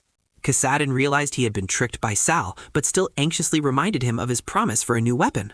Sal confidently promised the weapon would be ready in time for the tournament, secretly thinking about the mithril ore his demonic dragon cub had retrieved from the Silver Mist Swamp. He recalled his previous life, when weapons forged from mithril had made the Cooper family patriarchs invincible. Sal proudly held up the newly completed mithril staff, asserting that it was far superior to any black gold weapon. The scene shifted to the Arcane Tower, where the Noble Alliance Championship was being held. Here, Professor Cassidon held the new staff, clearly feeling the powerful flow of magic within. In the match, George Brandon charged to attack, mocking Cassidon for losing focus. George Brandon taunted Cassidon, claiming that without a familiar weapon, he could only defend. From the stands, Thoradin Drank was astonished as the staff blocked a warrior's attack, while Sal Cooper remained calm. George continued to provoke, saying that a staff in a mage's hand that couldn't cast spells was just a useless piece of metal. Cassidon replied that he didn't need advanced spells, a simple fireball would suffice. He began to gather a massive amount of magic into the staff's tip to cast Grand Fireball, leaving George and Brandon stunned. A colossal fireball was unleashed, its heat cracking the arena floor. Submerged in a sea of flames, George screamed in astonishment that a mere piece of metal could conduct magic better than even black gold. A female warrior frantically called for Sal to control the magic, fearing that Cassidon would kill his opponent. Cassidon's eyes gleamed with determination as he fully mastered his power. Suddenly, the entire colossal fireball was absorbed back into the crystal at the staff's tip. Cassidon was astonished himself by the staff's incredible magic amplification and 0 energy loss. The staff's power was derived from the thunder flame of the demonic dragon cub during its forging process. Sal smiled, silently wondering if the professor was satisfied with the mithril staff he had gifted, while his demonic dragon cub appeared behind him. He realized that monopolizing the mithril supply would bring him countless allies and opportunities in the future. Cassadon's disguise shattered, revealing her true form as a beautiful woman with pink hair who declared that she was very satisfied. Sal was utterly dumbfounded, blushing as he realized Professor Cassidon was actually a woman. Cassadon smiled charmingly, conjuring a crystal rose from the staff's tip. Professor Cassidon approached Sal Cooper, used a rose to lift his chin, and invited him to her office, alone at midnight.